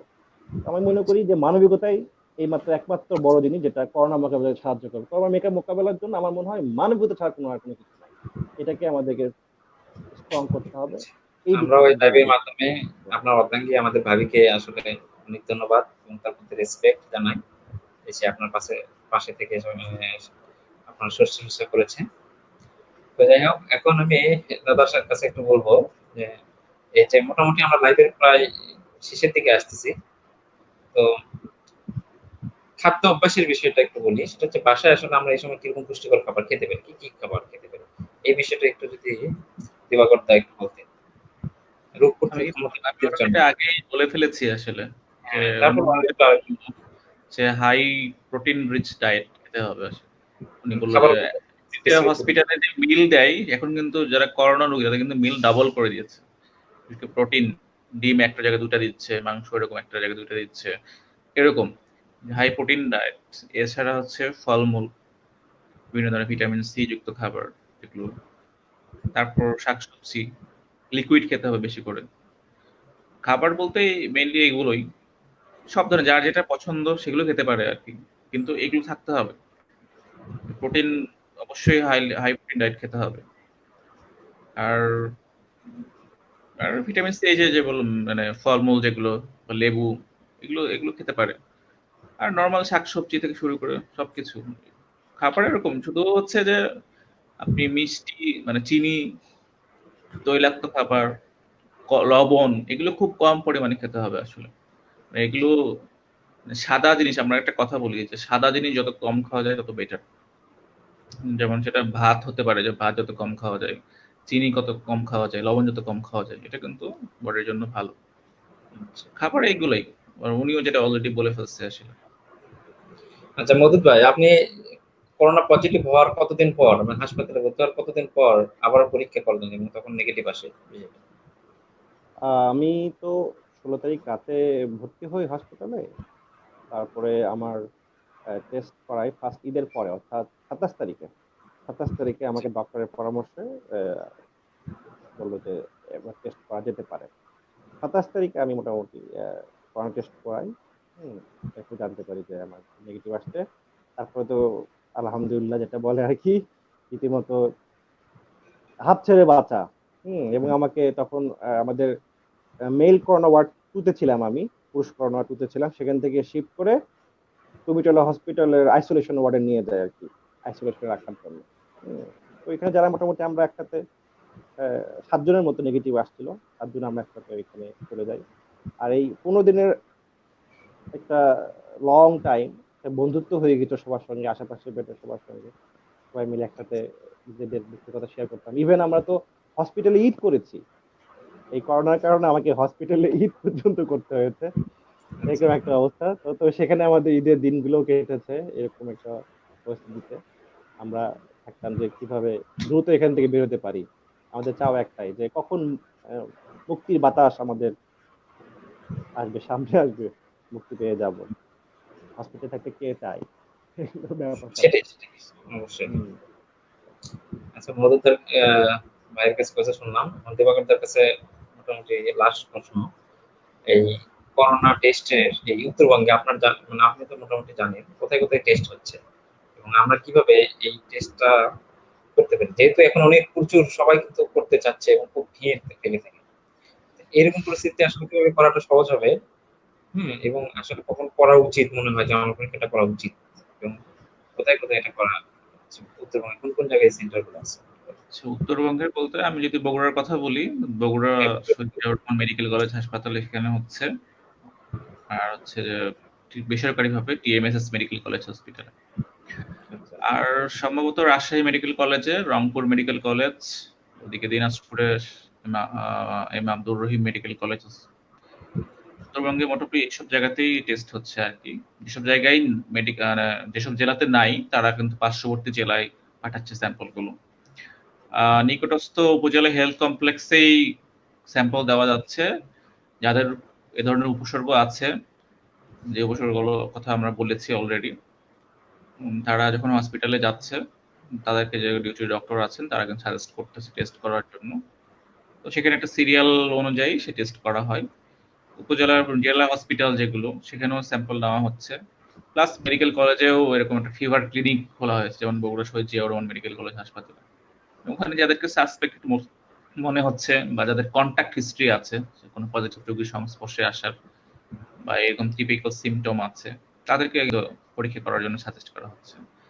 আর আসলে এখন এত বেশি পরিমাণে কমিউনিটি ট্রান্সমিশন হয়ে গেছে, আর পরীক্ষার টেস্টের সংখ্যা কিন্তু একটা লিমিটেড। হ্যাঁ, এখন যেমন যেটা হচ্ছে যে আজকে স্যাম্পল দিলাম, রিপোর্ট পেতে কিন্তু আমার 5 থেকে 7 দিন লেগে যাচ্ছে, কারণ এত পরিমাণে স্যাম্পল জমা হচ্ছে। কিন্তু ওই যে পরীক্ষাগার যে ল্যাবরেটরি, সেখানে একটা সীমাবদ্ধতা আছে। আরটিপিসিআর যে মেশিন টেস্ট করতে হয়, প্লাস ম্যান পাওয়ার, তো এগুলো অনেক সীমাবদ্ধতা আছে। তো এই জন্য আসলে যাদের সিমটম আছে শুধু তারাই যাবেন টেস্ট করতে। আমার সিমটম নাই, মনে হচ্ছে চাই একটু আমি করে আসি, কোনো দরকার নাই, কোনো দরকার নাই। আর একটা ব্যাপার বিষয় হচ্ছে, কারো কারো মনে হচ্ছে যে এরকম আমার এরকম হালকা একটু জ্বর বা হালকা কাশি হচ্ছে, এটাও করতে পারেন যে আমি বাসায় কয়েকটা দিন নিজেকে আলাদা করে রাখি, সেটাও করতে পারেন। কারণ অনেকে এরকম দেখা যাচ্ছে যে তারা পরীক্ষা করতে যে পজিটিভ হয়ে যাচ্ছে, একসাথে অনেকে সিরিয়াল দিয়ে টেস্ট করতেছে, ওখানে কেউ হাঁচি দিচ্ছে, কাশি দিচ্ছে। ইভেন পরীক্ষা করার সময়ও যেহেতু স্টিক ঢোকায় কারো নাকে কারো মুখে, ওই জায়গায় এখন কাশি বা হাঁচি দিলে কিন্তু লক্ষ লক্ষ জীবাণু, কোটি কোটি জীবাণু ছড়ায় পড়তেছে। আমরা চোখে দেখতে পাচ্ছি না, বাট যখন আমরা টেস্ট করবো, স্যাম্পল নেবে, তখন তো মাস্ক খুলতে হবে ওখানে, তারপরে তো ওটা ঢুকাবে ভিতরে। তখন কিন্তু সেখানে মানে সংক্রমিত হওয়ার খুব বড় একটা চান্স থেকে যাচ্ছে।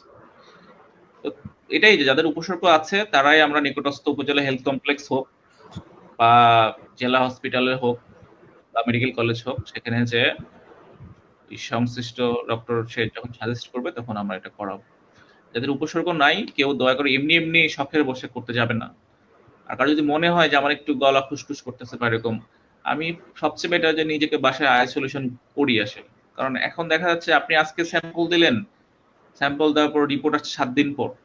এর মধ্যে যদি আপনাকে নিজে আইসোলেট না করেন, তাহলে কিন্তু আপনার ফ্যামিলি মেম্বাররা কিন্তু ঝুঁকিতে থাকতেছে। বাসায় বৃদ্ধ বাবা মা আছে, ছোট বাচ্চারা আছে, তারা কিন্তু ঝুঁকিতে চলে যাচ্ছে।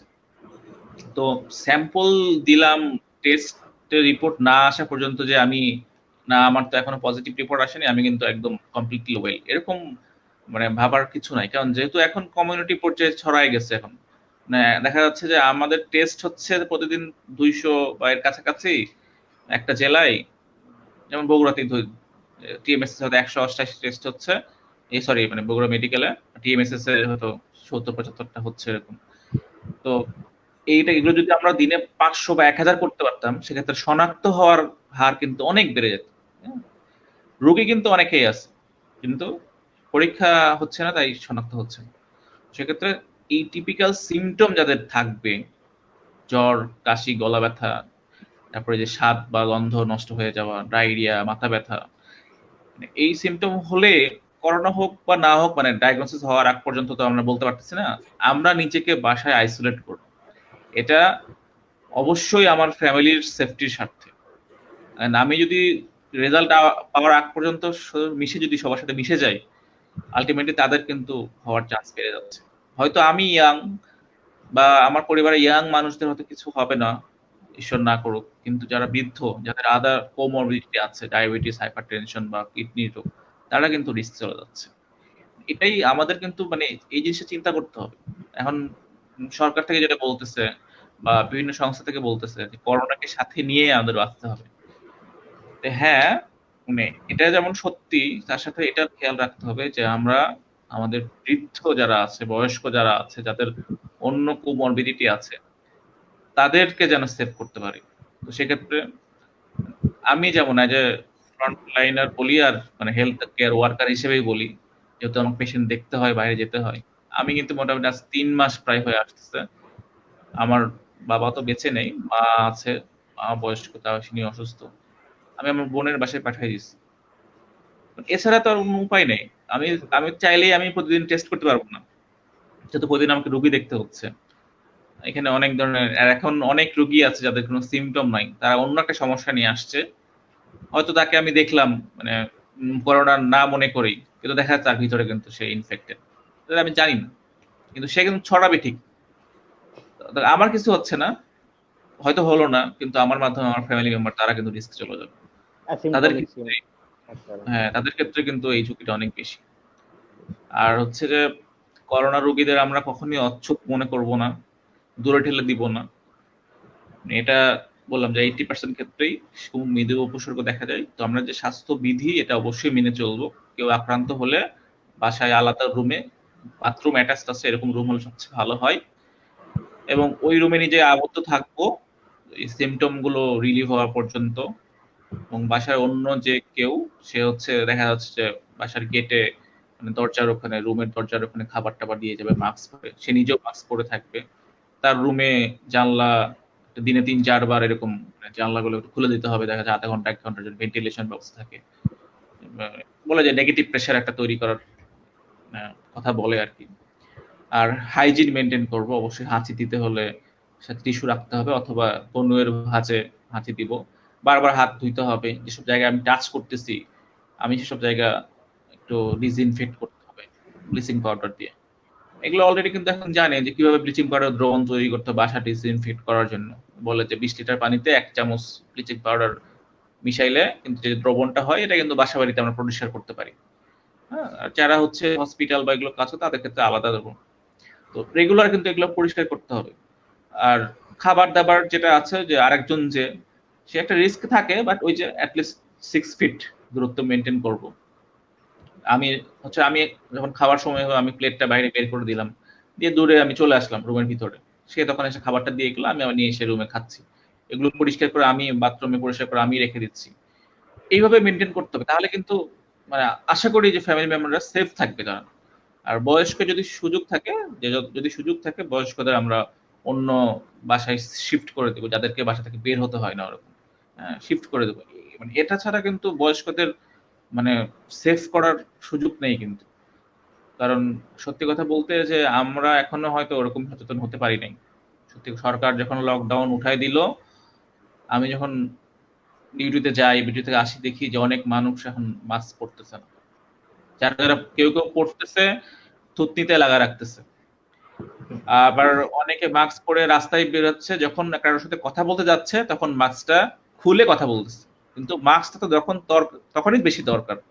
যে আমি বলছি, তখন হচ্ছে আমার নিঃশ্বাস আমার মুখের মাধ্যমে যে ড্রপলেট বের হচ্ছে, পানির মতো বের হয়, এগুলো দিয়ে তো ভাইরাস ছড়াবে। তো যখন সামনাসামনি কথা বলতেছি তখনই আমার মাস্ক দরকার বেশি। কিন্তু মানুষ কি করতেছে যে তখন মাস্কটা খুলে ফেলতেছে। অনেকেই কি করি মাস্ক পরে মাস্কের সামনে হাত দিচ্ছে এইভাবে।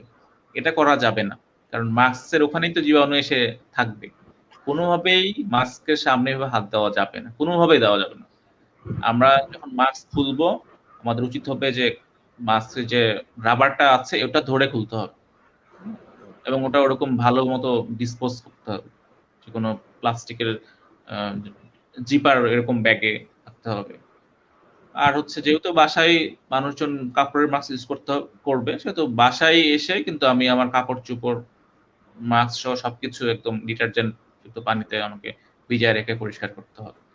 কিন্তু ব্যাপারটা আর হলো কি, হ্যাঁ, হ্যাঁ বলেন। বলি যে এই যে 18 কোটির দেশে প্রায় আমাদের অধিকাংশই 50% ধরতে গেলে নিম্ন মধ্যবিত্ত। তাদের কি এই ধরনের ডিসপোজেবল মাস্ক টাস্ক ইউজ করে, তারা কি পারবে? মানে যেটা অবস্থা হ্যাঁ, আমাদের ঢাকাকে এই ধরি, গার্মেন্টস হচ্ছে কিন্তু অনেক, তারা একটা ম্যাচে থাকে, ম্যাচ সিস্টেম থাকে এইখানে। তাদের এরকম আইসোলেশনে মেনটেন করা সম্ভব না, তার যদি কেউ এফেক্টেড হয়েও যায়, সম্ভব না।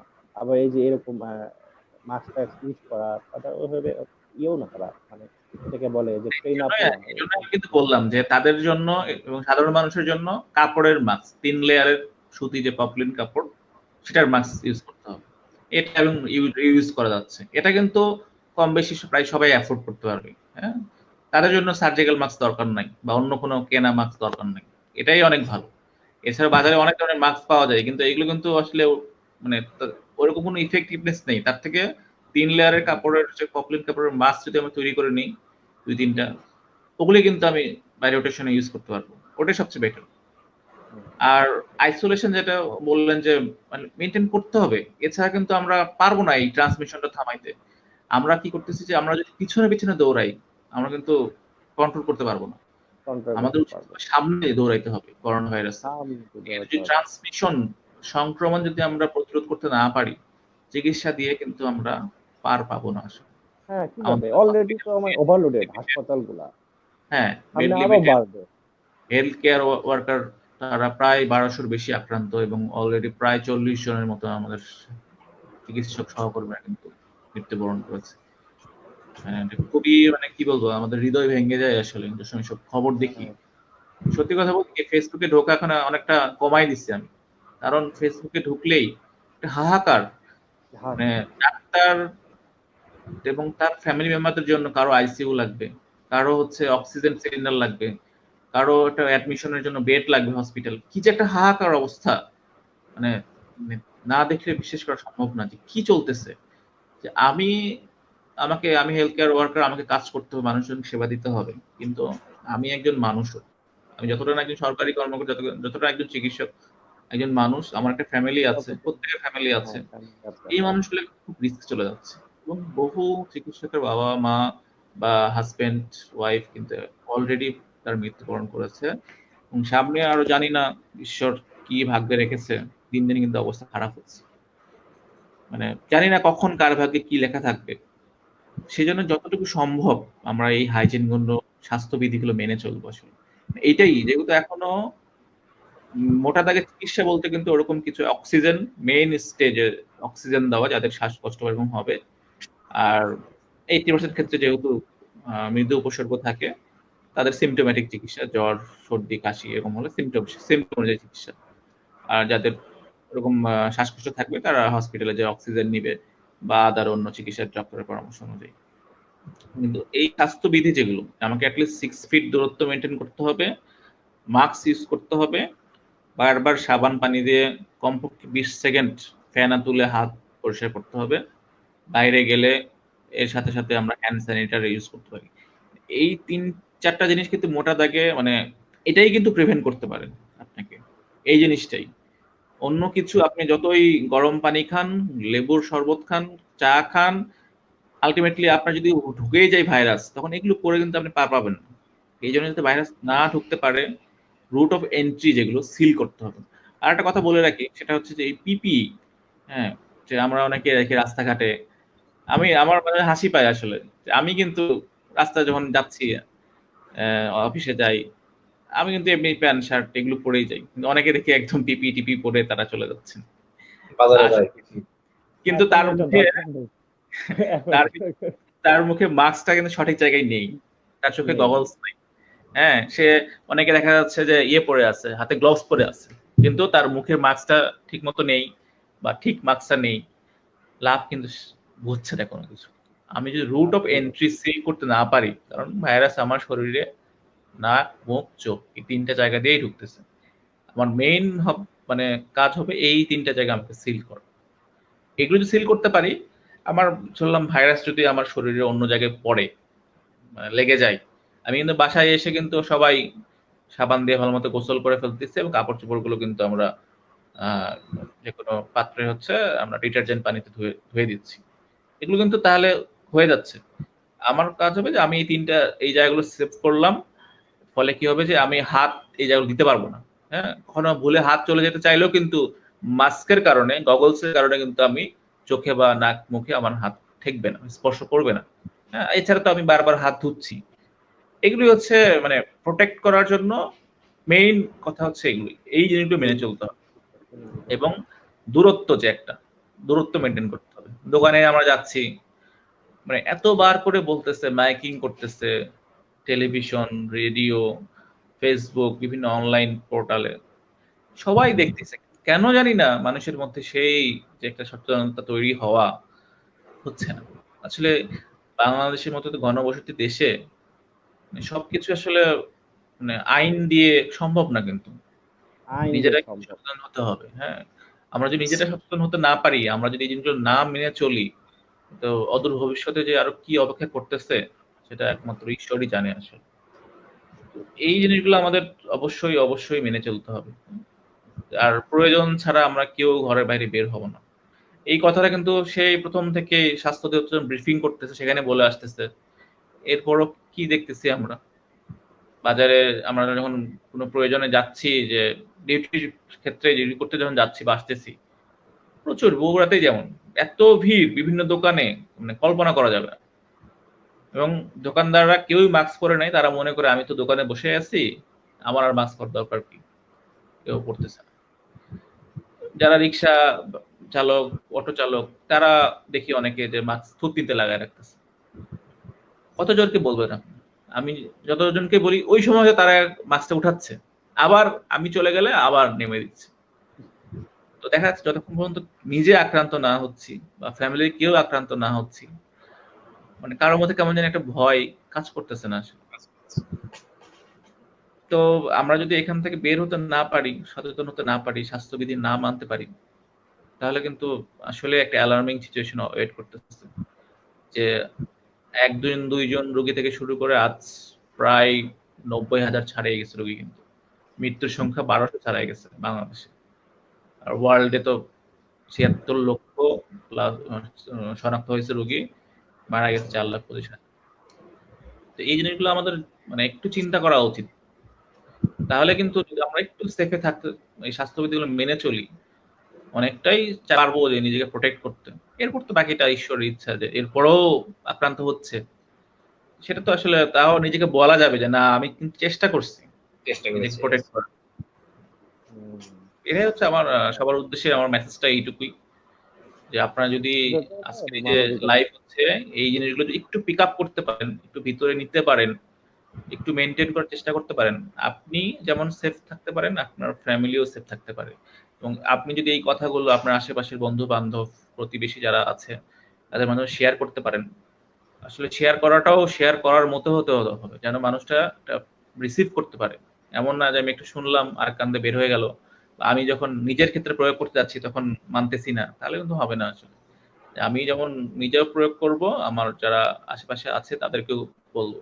আমি শুধু নিজে মাস্ক পরে থাকলাম, আরেকজন পড়তেছে না, এক্ষেত্রে কিন্তু আমরা কিন্তু অনলাইনে তো দেখছি যে ২ জন মানুষ যদি মাস্ক পরে থাকে তো আক্রান্ত আছে এবং একজন ভালো, তাদের মধ্যে কিন্তু এই ট্রান্সমিশন হওয়ার পার্সেন্টেজটা খুবই কম। আর কিন্তু একজন মাস্ক পরে আছে আরেকজন নাই, সেক্ষেত্রে কিন্তু চান্স থেকে যায়। তো এই তো আর কি। ধন্যবাদ দাদা। আসলে আমরা শেষ আর যদি পর্যায়ে কারো আসছি। কোনো কোশ্চিন থাকে। হ্যাঁ, প্রশ্ন আর যদি কোনো নাই, মোটামুটি আছে। আমরা সাতেন গ্রাম থেকে আপনাকে ধন্যবাদ জানাচ্ছি। আপনার আচ্ছা আচ্ছা। গ্রাম থেকে আর কি। এরকম প্রশ্ন মোটামুটি শেষ। সবাই আশা করি উপভোগ করেছেন।